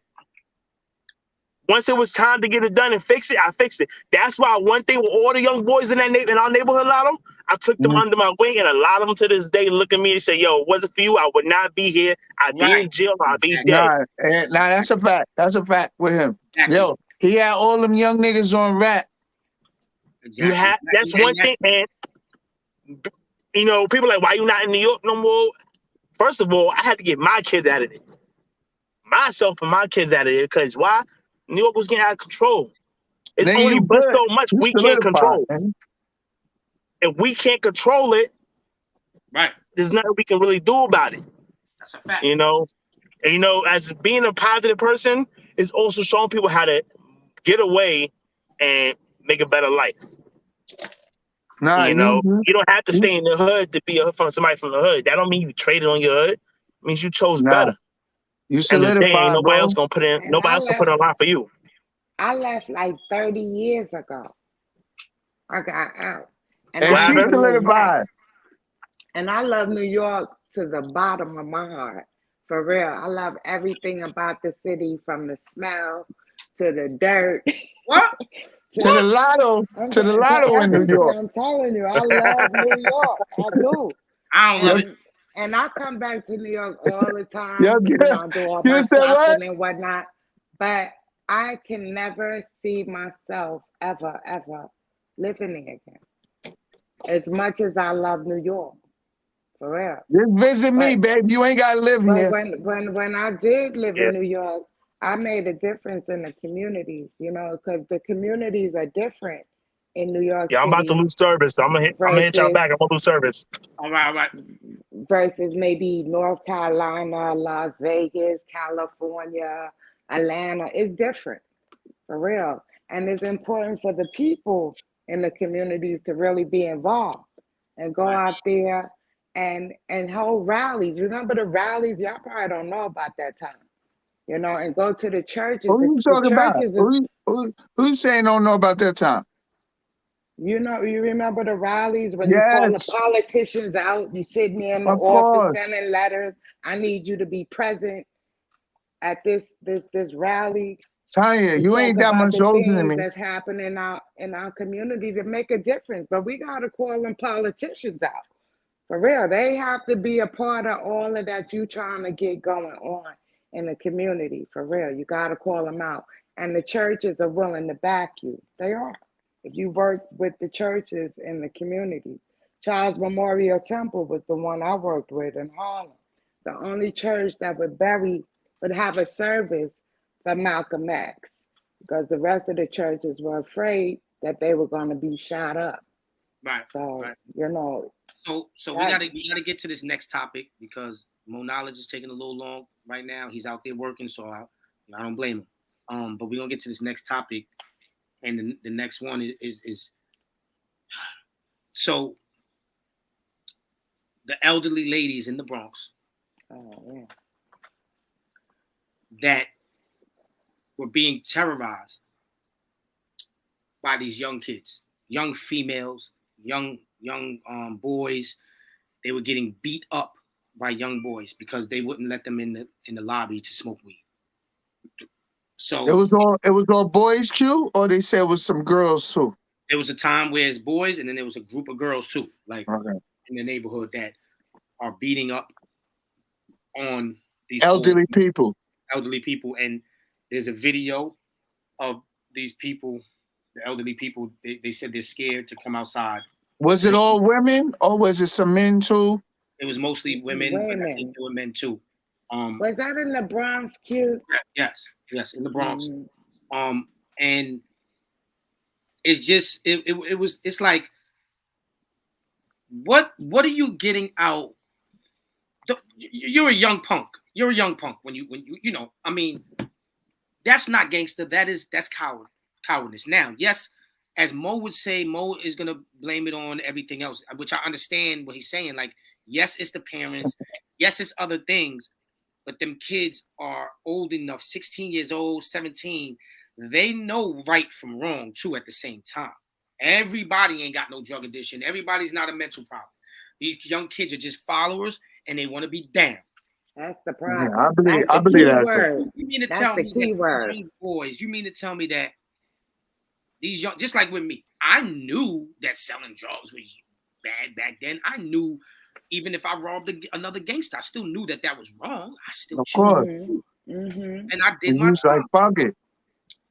But would I do that? No. In my neighborhood, we should rob it. I mean, beating up old ladies? No. So my thing is, these old women are they're terrified.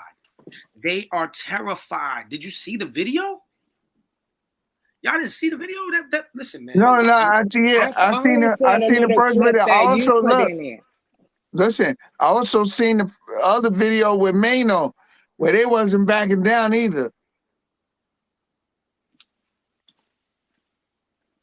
Like you said the Q word, that these kids are out here being followers.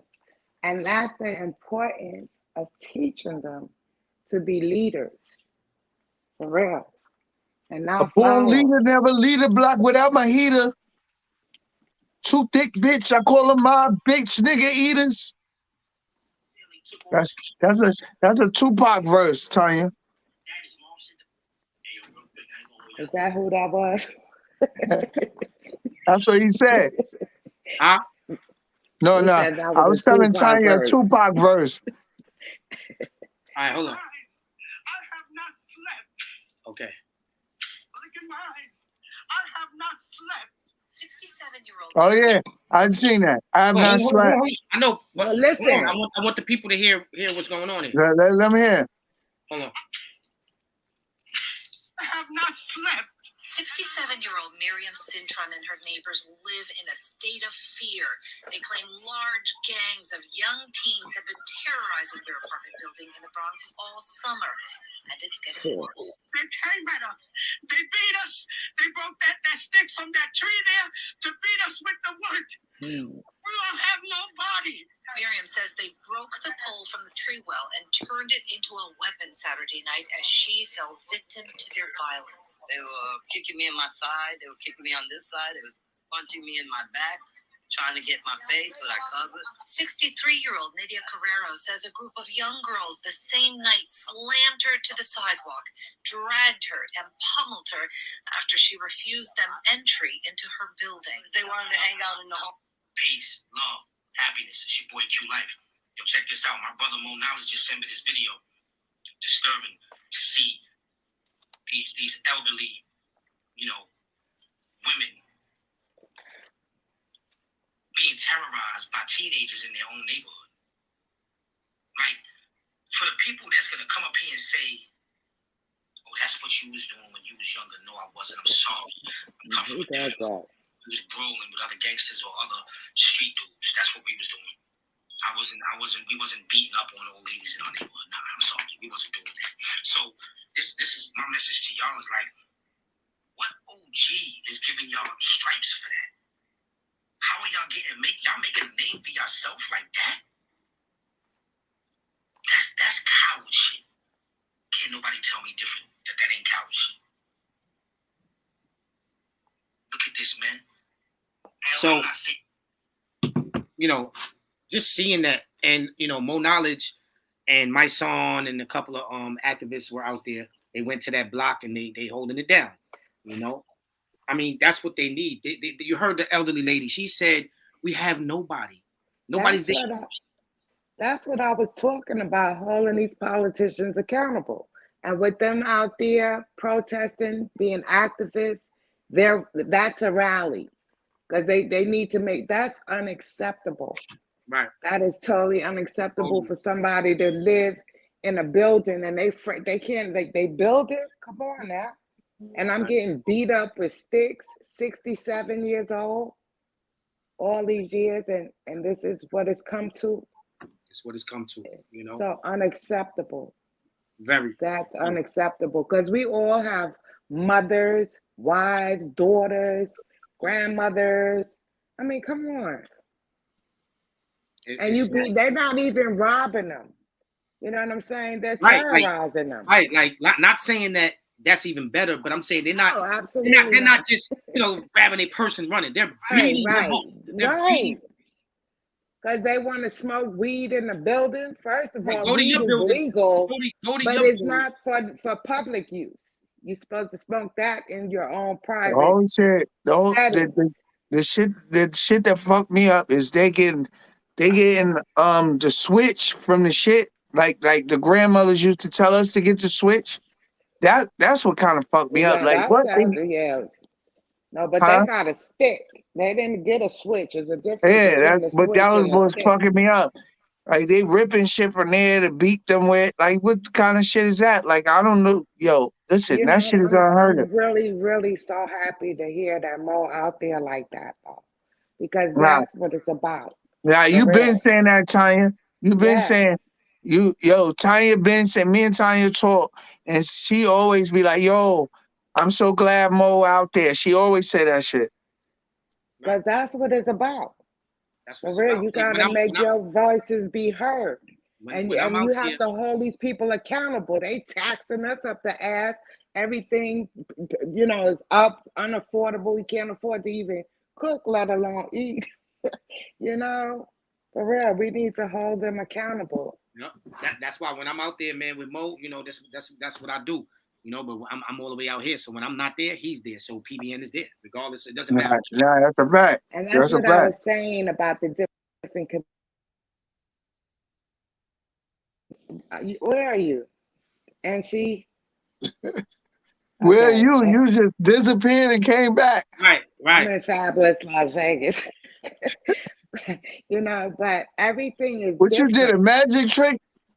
Right. No, she disappeared and she came right back. Did I really? Oh, that must and you said, where you at? Right? As soon as she came back, it said, where you at? Like, where you at? What you talking about? No, but like I'm saying, all of the communities are different. And the NC is different from the ATL to the CALI to Vegas. It's all different. Alabama is different.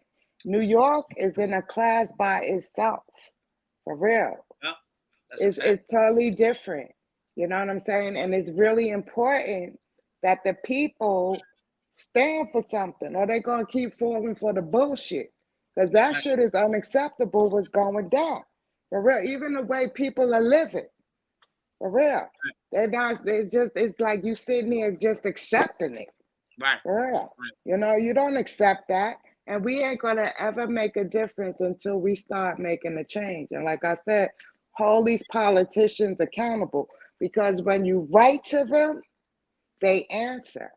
They do. I held the rally. I'm telling you, I had all of them out. The Wrangles, everybody. You know what I'm saying? Back in that time. But I don't live in New York no more. And even though things are happening here, it's happening out there, it's happening everywhere. But it's not like New York or like the inner cities like Chicago. You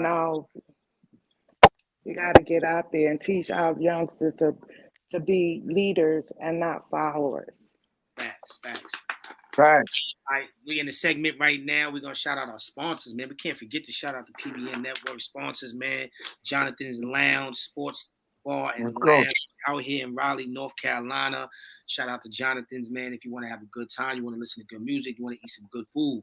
Sundays that they got the brunches with Chrissy J and things in that nature. Oh, look, it's crazy because I'm just now talking about my sponsors. I'm talking about Jonathan's Lounge and my boy Montrell Riggin is in the building. My brother Sean Boy Double, you understand what I'm saying, is in the building right now.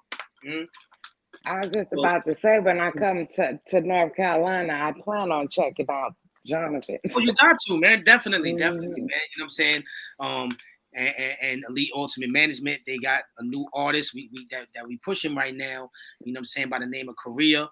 You know what I'm saying? Go check her page out at Korea 919. You know what I'm saying? On Instagram. She's lit. She's out of here. It's going down. So, you know, that's what it is. And then my other sponsor, we got motherfucking Crimey Dealers. You know what I'm saying? Go get their lemonade. You know what I'm saying? They got the fire lemonade. They got a one-stop shop out here in North Carolina.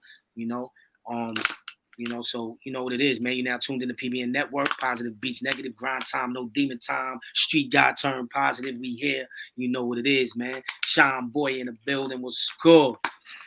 What's good though? So you know, we Mo Knowledge. I don't think, you know, I think he's very busy right now, so I don't think he's gonna be coming in. So anybody wants to take the time out to ask a question, because we're gonna end this live in a second, because I gotta take care of some shit. You feel me? Let me get my notepad. Everybody got a trick question like Mo. I don't know if it's gonna be like Mo, because you know Mo Knowledge got the questions, man.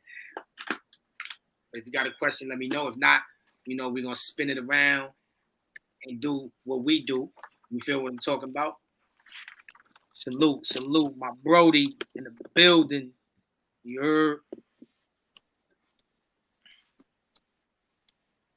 Yes, sir. You got one? No.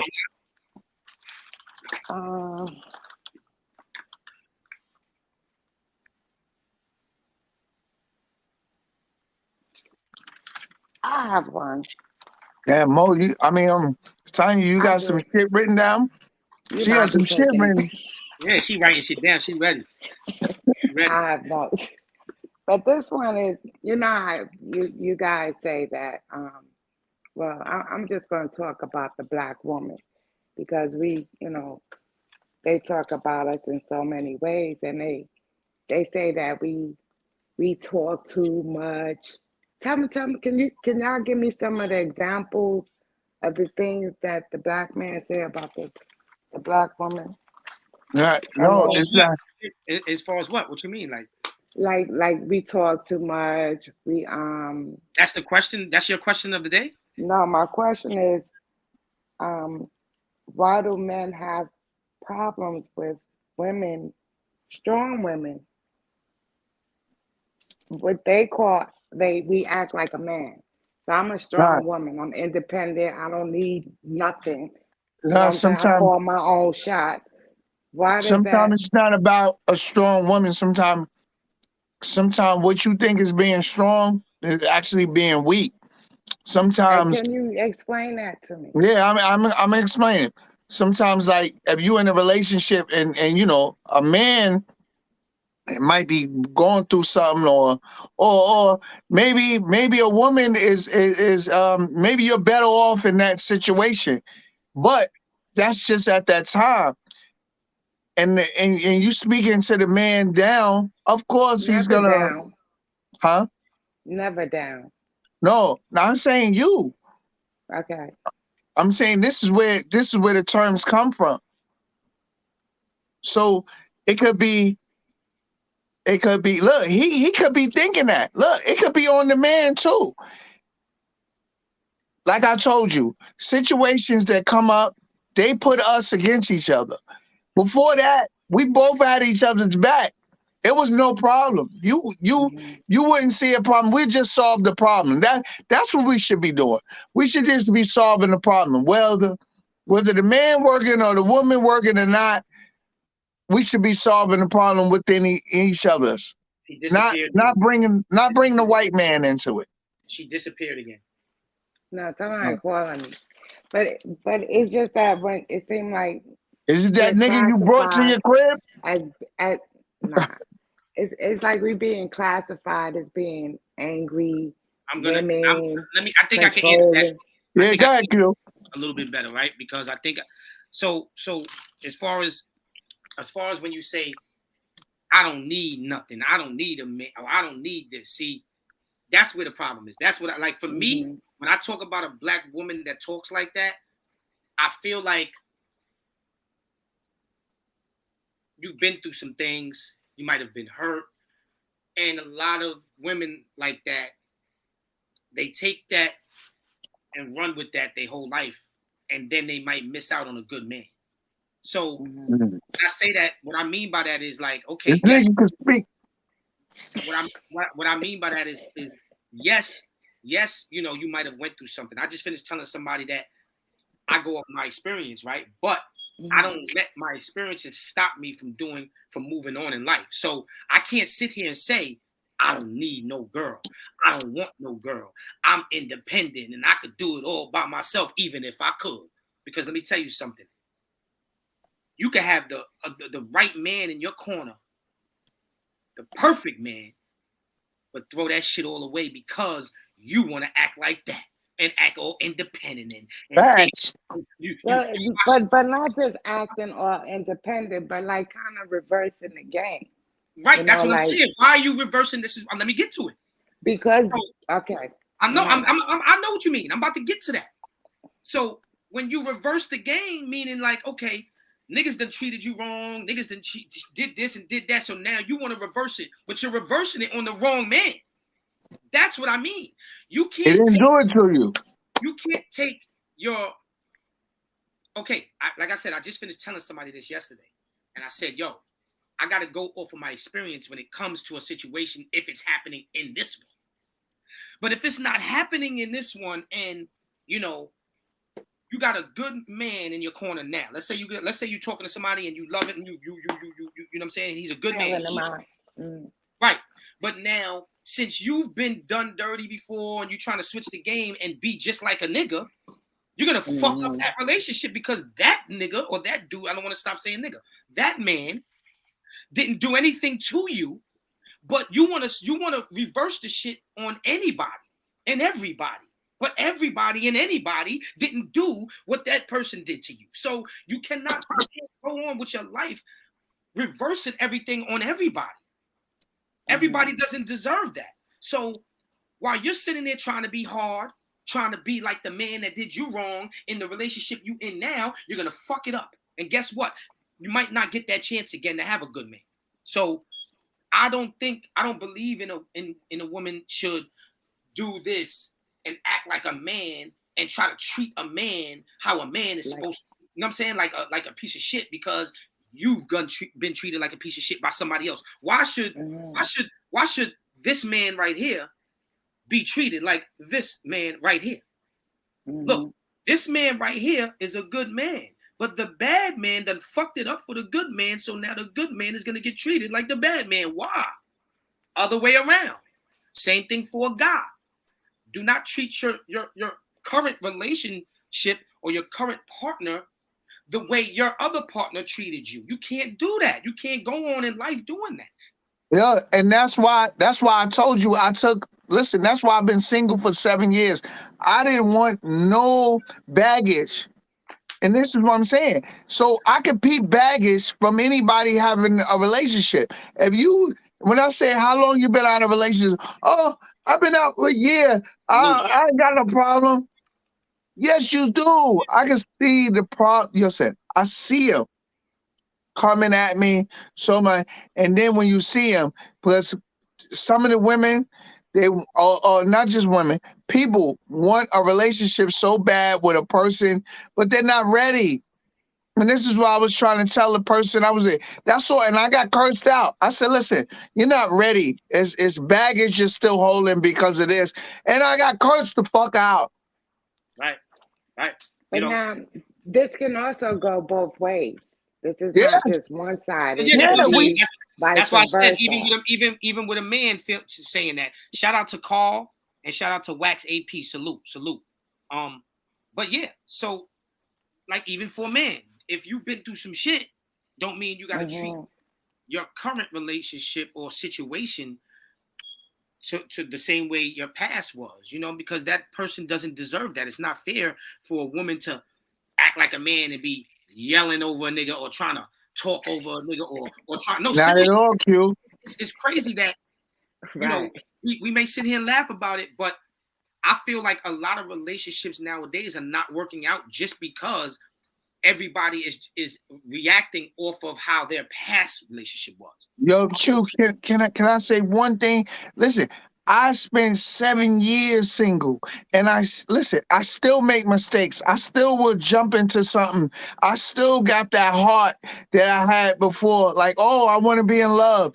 But at the same time, I can easily see something that's wrong and pull back and be like, oh no, this ain't right. Does this make sense to you? Yeah, of course. Look, but some people say, but look, some people, like, let me just say this, Tanya. Some people say I'm too picky, like Babs Bunny. She say, oh, I think you too picky, Lotto.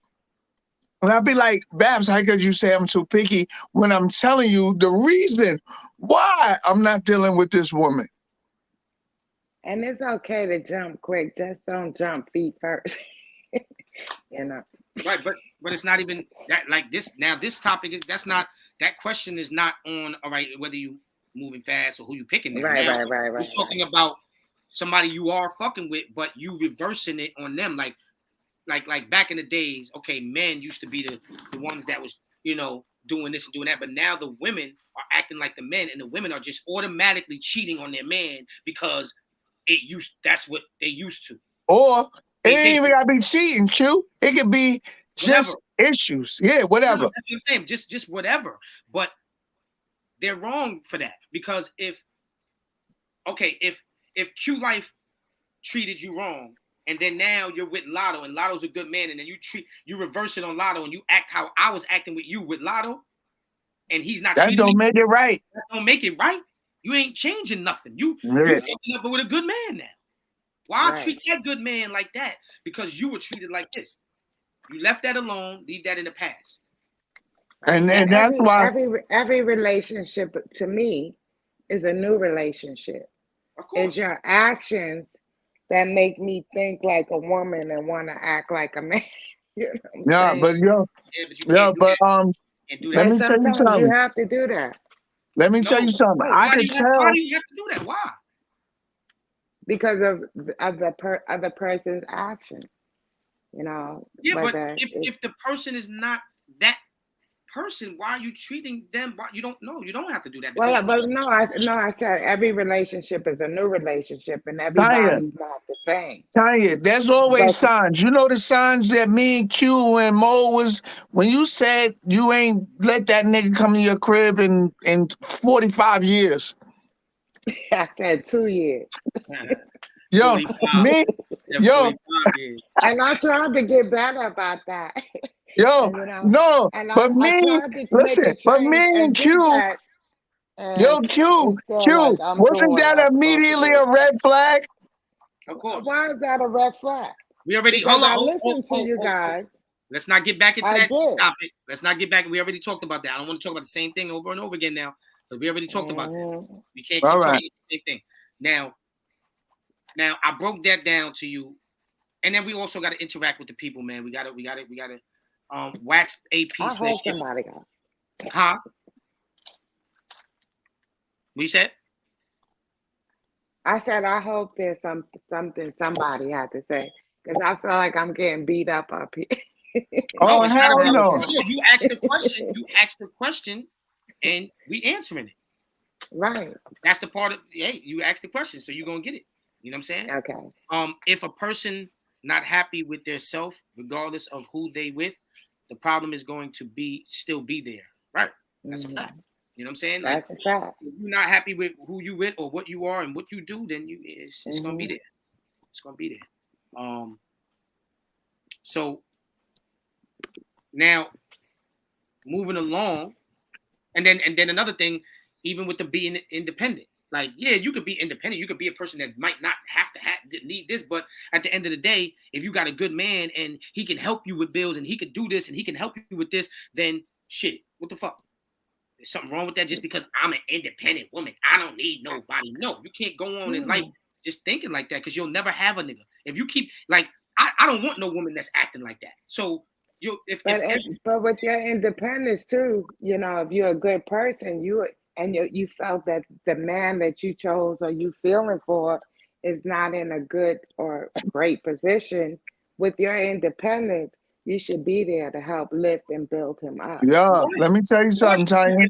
It depends on the way, if the attitude that you bringing it. You know what I'm saying? If you're acting like I'm independent, I don't need you, then of course, then that's different. But if you just let them know, like, you know, if you don't got it like that, I'm independent, I can do it on my own. Absolutely. Right, that's different. Or even I got you, you know?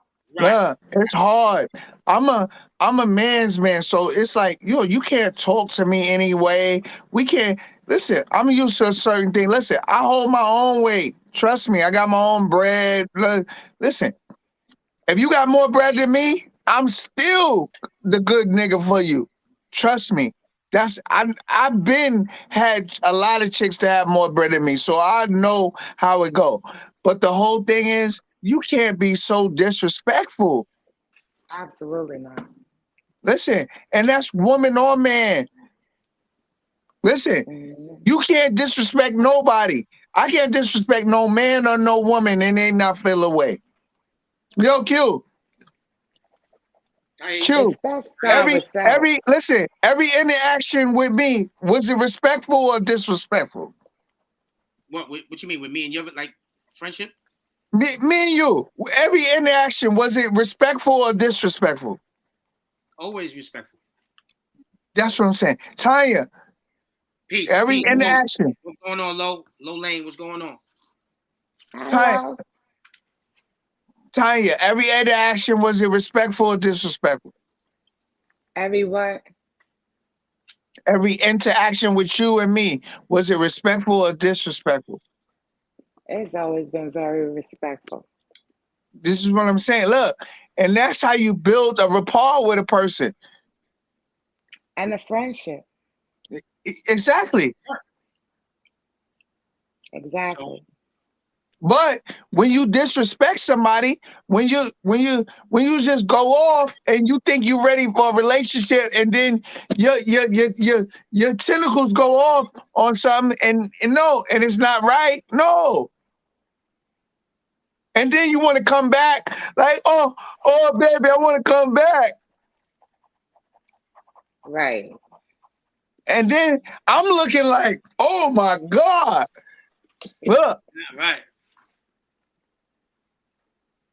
No, I don't want that in my life. I don't want that craziness in my life. Who does? Life is too short for the BS. Some people do. Some people do accept that back. And know how to just get through the BS and the process of moving on.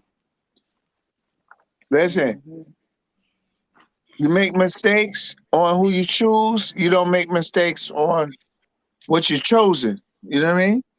Facts. Many are chosen. Very few are selected. Which one are you? Are you a selected one, or are you doing the choosing? You choosing or being chosen? I'm choosing. I'm not being chosen. I just asked you a PIMP question, my nigga.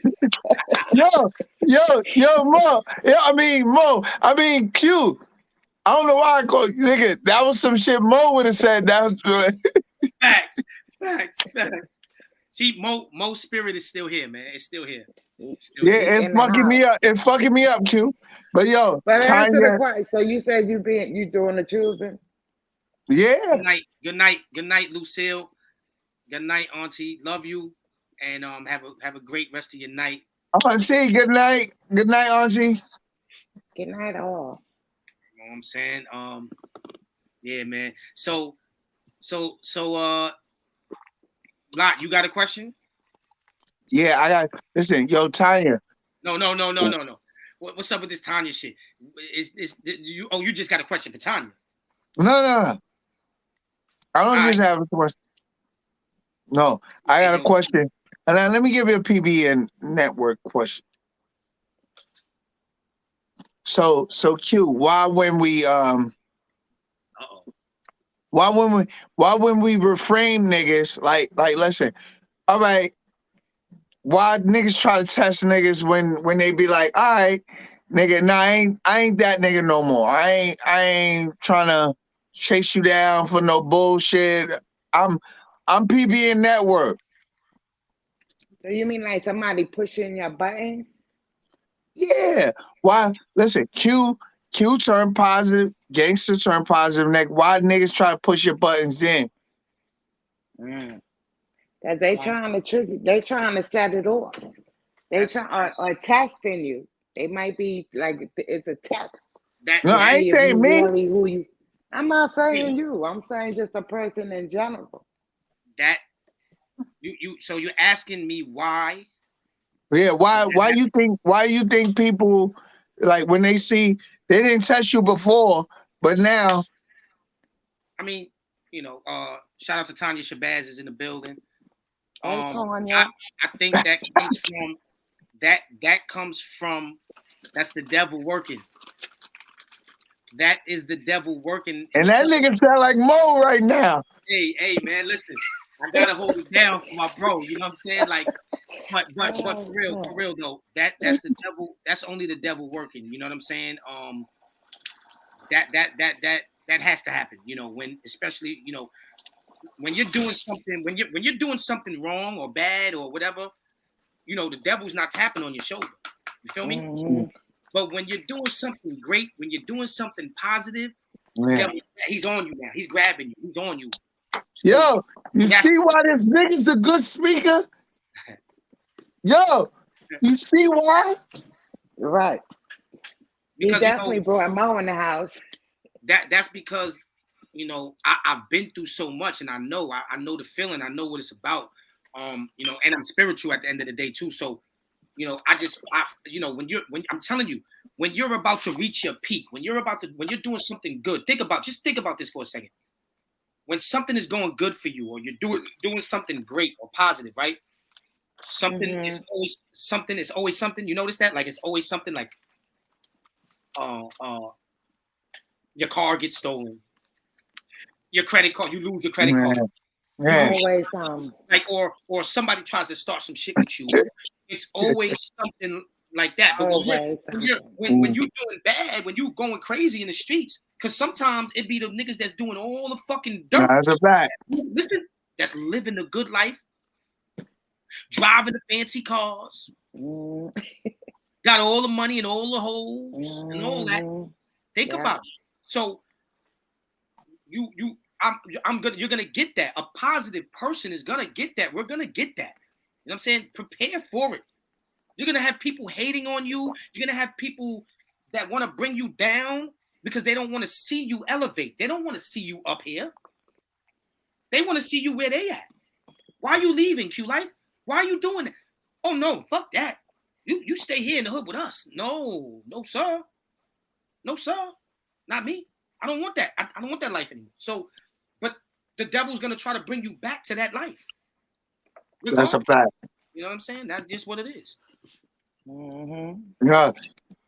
See how that nigga sharp? That nigga sharp right there. That's a fact. You know what I'm saying? Real shit. Tanya, what up? What's going on? Tanya Shabazz in the building. We got Tanya.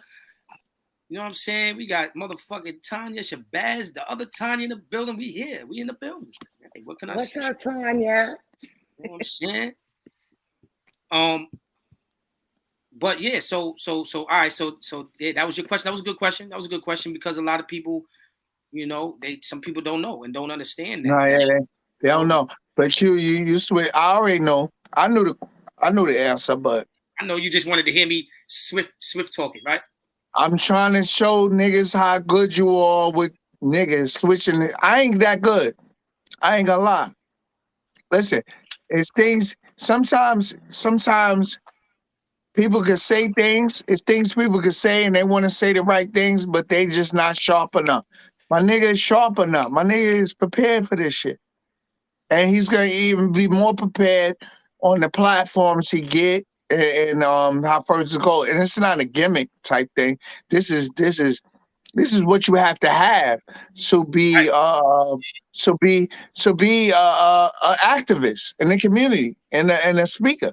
This is what you have to have. You have to be prepared to speak. If you can't speak, you know what you want in your mind, and you're just like, no, you gotta be able to speak to the people. Crazy. You're gonna look crazy. You're gonna be out there looking crazy. That's exactly. Exactly. But like you said though, yes, it all comes from the heart. you know, and things that I've been through. And I just, you know, and I've always been a speaker or a performer or, you know, an artist. So, you know, it comes to me easily, you know. Yeah, you know, my boy is Do It All from Lords of the Underground, right? Yeah. You know he's damn, what is he? He's something in Jersey. He's damn, I gotta find out what he is. He just got the job. He just got elected in Jersey. Oh, okay. That's what's I up. wanna, yeah, no, that's one of the people I wanted to link you up with. Cause listen, yo, that nigga has been going for that job for years. You heard? Mm. Look, one thing for sure is networking is key, because yeah, it was the network that brought me here to PBN Network. and that's a I fact, never son. met or seen either one of y'all, Mo Knowledge, none of y'all a day in my life, ever. For real. And it was your Well, you met me at the positive. strip club, baby. I was the nigga on the phone. Anyway. Anyway. But seriously, it was your positive, checking you out, inquiring minds want to know, and just, surfing, listening. And I'm like, okay. And it made me, come on. Thank you. And, Thank you. And I'm all the way on the other side of the map. Right. So networking is key. Networking is on key. Instagram right now that's on in Cali, man, that be supporting and sharing and love it, liking and all my videos and stuff like that. You know, and it's good that I can reach, you know, people that are not just from my neighborhood or from Queens or from New York. Like I want PBN Network to be global. I want, you know, we can't change certain things if we need everybody to change and feel and understand the narrative that we're trying to reach. You know what I'm saying? You know, like I said, nothing is gonna be perfect. I'm not perfect. You know, it's always gonna be negative in the streets. It's always gonna be that, but positive is gonna beat it eventually. You know what I'm saying? Well, So I have people checking you out from Texas, Utah, Colorado, everywhere. Tell them to pull Portland, up. Oregon. They pulling up. They be checking it out, and they be giving me feedback, and it's really positive. That's what's up. So, That's what's up. What you got? The gang from all over, Tanya? What we're gonna do too? I'm gonna get a flyer. I'm gonna make a flyer for the Wednesdays too, and I want everybody to start like really promoting the flyers, really promoting Wednesday, the shows and the Instagram and things like that. You know what I'm saying? Because we want to reach more people. We want a lot of people to be here, really interacting and really getting the message. You know, because every show we're always giving a message. Whether we on here shenanigans and we playing around and we fooling around, we always drop a message. You know, Mo Knowledge always has a message for us. You guys always talking. You know, and we want the people, we want the kids too, the young generation to hear us and understand, you know, what's going on here. I'd rather teach this than to teach, you know, negative. You know what I'm saying? So whatever it is, leading by example. That's right. But we about to take it out. My brother Mo Knowledge is he ain't coming in tonight. I already can see it. I know what's going on, and he's not gonna come in here. Look. Yo, hold up. I'm gonna be more than that. Yo, hold up, baby. Look, I got one more question. And I got you. He gonna try to come here at 9:30, talking about he want to do his questions now. No, we're not doing that, buddy. You're not gonna get me out there tonight. Can you get him on the phone real quick? Nah, he's out there busy. I don't want to call him. You know what I'm saying? He was on here earlier. You know what I'm saying? He showed his face earlier, but I don't want to call him now. And he out there, you know, because he did say his phone was about to die too. Yeah. Hello. Oh, Mo Knowledge, he on there. He said, knock, who's there? Another custodian, but this time with a bear, nigga. Ooh, yeah, nigga. Nah, but we here, man. Listen, man, this is PBN Network, Positive Beats Negative. Street guy turned positive, man. We here, washing up negativity, grind time, no demon time. Y'all tuned in. Y'all know what it is, man. Go check out the Instagram. You know what I'm saying? Tomorrow, what's tomorrow? Tomorrow's Thursday. I might post, you know, funny reels. I think I'm gonna do a funny reels tomorrow because I did a couple of the motivational speakings already today. I don't know. I don't know. It depends on the mood that I'm in. But Y'all know what it is. Wednesday, every Wednesday, we need y'all to pull up. We need y'all to tell a friend and tell a friend. You know what I'm saying? Y'all know what it is. Positive beats negative. Tanya, what's good? You got anything to say? I just want to say, be safe, stay strong, and let's build and lead by example. That's what's up. That's what's up. Lotto, what's up? What you got to say real quick? Yo, peace to my bro Q Life. Peace to you, Tanya. Yo, You too. Mo knowledge. He in the street. He already showed us he was doing it. So he tied up. You know what I mean? So yo, peace, yo. Salute. Y'all know what it is, man. We got to bring it out with a short prayer real quick, like we always do. Father God, we come to you today to ask you to forgive us for all our sins. We thank you for the food on our table, the clothes on our back, and the roof over our head. Lord, Father God, we ask you to protect us like you've been doing. Put that umbrella over us, our children, the young generation right now. They're going through some things. Sometimes, like Mo said, though, sometimes it is the drugs. Sometimes it is a mental problem. We ask you to touch them, Lord. Please guide them. Guide these kids. Guide the parents. Let the parents know that, you got to protect these kids. We need to protect the elders out there. We want to keep people safe. We want to ask Lord, please, bless the people that are less fortunate to have food on their table and bless them with some food. Bless them with shelter. And just bless this whole world, protect the world from all of the corrupt things that's going on in this world. We ask you, Father God, please help us change the narrative. We ask you to help PBN Network grow as a team, as a village, and let's get this right. I love you, Lord. You know what it is, man. PBN Network, let's get it. Amen. Amen. Love y'all, man. Y'all know. Oh, hold on. Mo Knowledge is right here. Get out. See, I told you what he was gonna do. This nigga here. Nah. Yo, Mo. Nah, bro. Yo, Mo. Yo, knock. Yo, Mo, knock. Guess who's there? Another custodian with a beer. Hold on. That's funny. Okay, check this out. I just said, and y'all my witness, didn't I just say it's not 9:30, but it's 9:11. I said Mo Knowledge is gonna come. He think he's slick at 9:30, talking about knock, who's there, and trying to get me to stay on till 10 o'clock, and I'm not doing it. Yo, nah, shut it down because I'm hot and sweaty. I just got in just now. I got in when you was praying, man, so that's even a blessing. You know the prayers I heard today? Like over 5 or 7, you know what I'm saying? The world was going crazy. You know what I'm saying? The world need prayer, man. And a whole lot of prayer gotta go on right now, man. But yeah, we gonna continue this party tomorrow, man, on Instagram Live or something. You feel me? Right. Everybody go to Instagram Live tomorrow, man. Yeah, But all right, y'all. Yo, peace, my bro. How your day went? How's your day, man? Good. Oh, it went well. It was a peaceful walk. You know what I'm saying? These are shirts that we had out there. You know what I'm saying? It was in unison. Walking throughout the community on 116th in Harlem, from 8th Avenue all the way to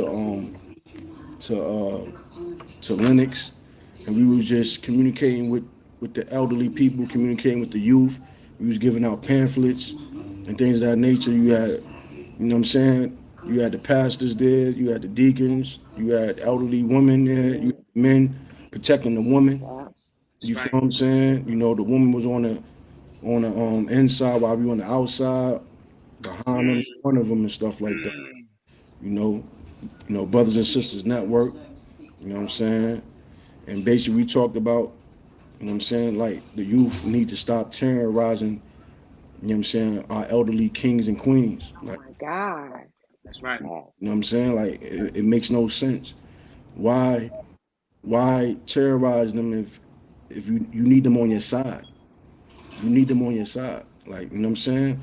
So it's an oxymoron for you to terrorize your elders. You got mother, you came from a mother, you got a grandmother. It's like when you terrorize these grandmothers and these grandfathers, you terrorizing your own grandmother and your own grandfather. Just because you didn't come from them and you don't got their blood, you all the same. Black, brown, whatever, we all one, man. But it is what it is. But what you can see on 116th, if anybody ever been on 116th in Harlem from 8th Avenue to Lenox, you have a lot of Africans, Senegalians that speak Spanish. You know what I'm saying? And They all outside. They selling their stuff. They vanguards of their community. They Muslims. You know what understand me? And when you see that, you see unity. But when you get off that block and you go to our hoods, they putting poison in the hood. You know what I'm saying? So, you know, it's like when we was all walking down that block and that one young girl came through with the scooter and there was a lot of us and everybody kept saying, let her go, let her pass. And I said, hey sis, you could have rolled on the street and could have got where you want to go faster. And she said, you could have mind your business. Now, before we started walking, we already established on how we need not to basically tell people what to do. But that's my first time ever being around that right there. You know what I'm saying? So that toxic positivity for me, the mental health people ain't ready for that shit. You heard?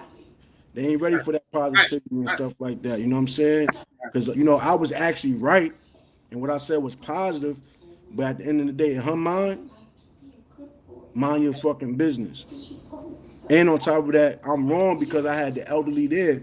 What about she could have had a gym shoe or a knife and just let off on everybody just because of what I said?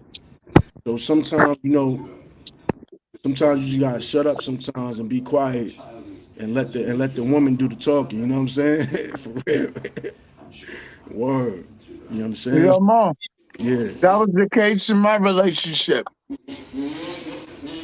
Word. Yeah, that was the last one I was in. I just shut up. Right. No, it's all good, bro. You know what I'm saying?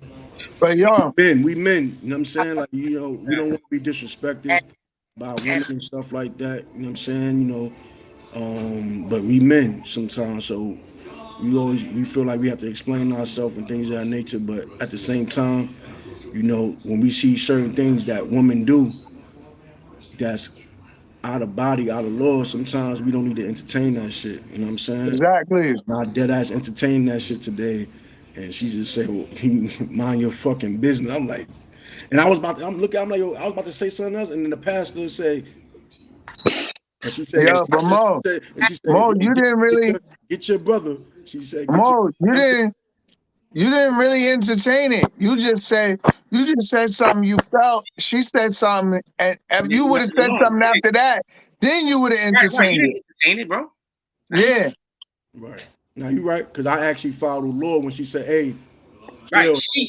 It's the difference. She didn't follow the manual. See what I'm saying? exactly. Yeah, She didn't stop to think like, oh, it's something positive going on here. He's only saying that because of this. So you actually did your job. You did the right thing. Like yeah, you said, exactly. positive, toxic. You know what I'm saying? Toxic So positivity, yeah. it was positive, but it could have it was toxic because In her mind, yeah. in her mind, because she didn't understand that. She didn't know. She didn't follow. She's not ready to follow manual. Like when the pastor told you, chill, you followed, and you wasn't thinking he's trying to control you or make you do something. He was just showing you the manual and giving you the advice, the best advice he could give you and positive advice. So that's all that was, bro. Right. That's a Yo, fact. I ain't gonna lie, yo, bro. She I swear to also God, it was like, she didn't recognize that you were coming from a good place. Right. right. And You know that's what the I'm problem. saying? Yo, And bro. that's the mental, Right. you know. Yo, I swear to God, it was like 30 people out there, like butt to butt, and she got a big scooter, pink, and she's walking, and she has it on the sidewalk, and I'm like, and it's not, but it's us, and then there's the Africans, they crowding and stuff, and people, pedestrians just walking, like shopping and all. I'm like, what is she doing? Why she can't just be in the street? That's what's in my mind first, but it is what it is, though. People just Yeah. do the most dumbest shit in the world. But So yo, Q, Mo here now. Ask him about the. no. We out. I gotta go. Oh, you're not gonna ask me a question? Hey, wait. Talk about. Give him a question. One question. Wait, hold on, though. Hold on, I gotta say this. Why would I just said that? You should have seen Lotto's face. He did the puppy dog face like my little son would do. I was like, no, we're not gonna do this. He was like this. He like. It must have been a good question. Man, no, we did the question. Yo, we was waiting for you, Mo. We thought you was coming right in. He said, yo, he hold this shit back. He said, no, Mo gotta be here for this one. No, Good night, Lolaine. Good night.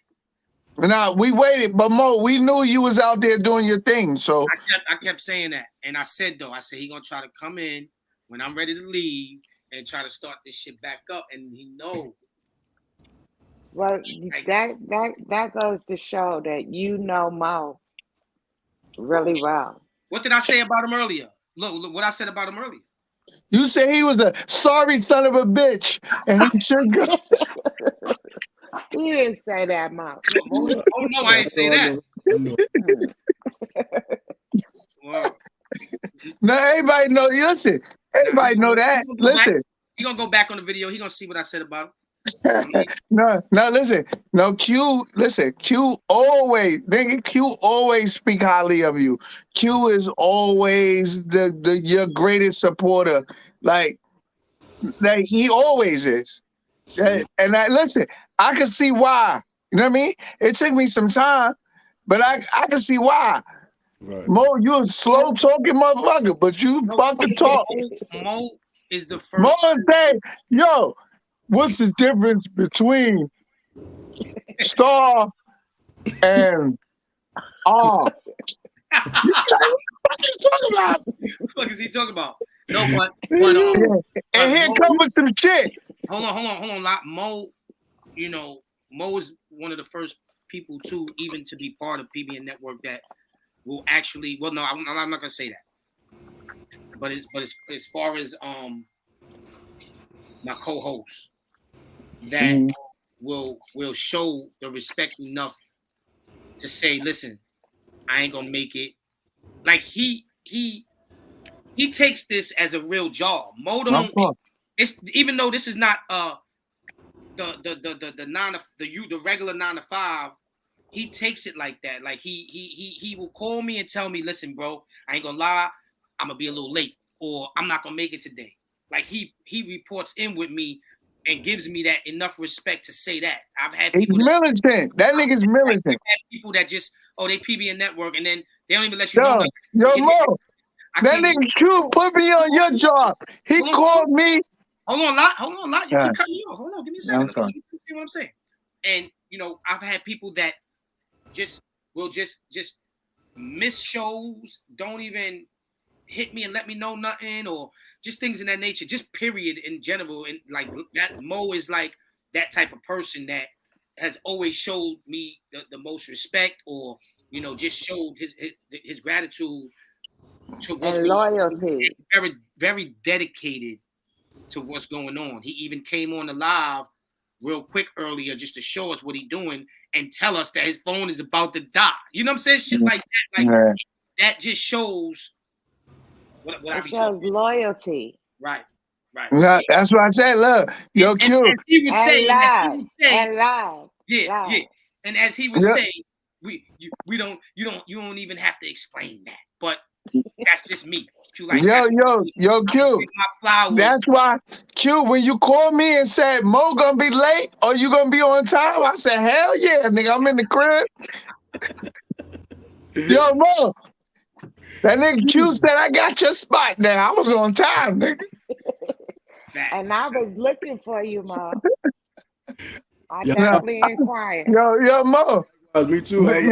Mo, I just knew to be on time. Look, I said Mo's always on time for Q. I gotta be on time for fucking Q. You know what I mean? And that's both of my brothers. You know what I mean? Facts. And I was already in the crib. I was already prepared. You know what I mean? So that's all it is. Listen, it's simple things sometimes. It's simple things sometimes that show people that that you down for them. Up there. Somebody put my full government. Huh? Somebody put my full government. That's why we up out of here on that note. Nah, but we up out of here, man. Listen, man. They put your savage name out. They put my full government. That's your I savage. hear that. They put your savage up Nah, there. man, That's unacceptable. I know what it is, man. I love y'all. Till next time. Me too, bro. I know what it is, man. We're gonna get up here. We're gonna bring Mo in. And we you already know what it is, man. PBN Network, Positive Peace Negative. Keep following a true leader. You'll know what it is. 100. Knock, who's there? A true custodian, but with a beard. Yeah. That got a beard. I ain't fucking with y'all. I'm out. Sayada.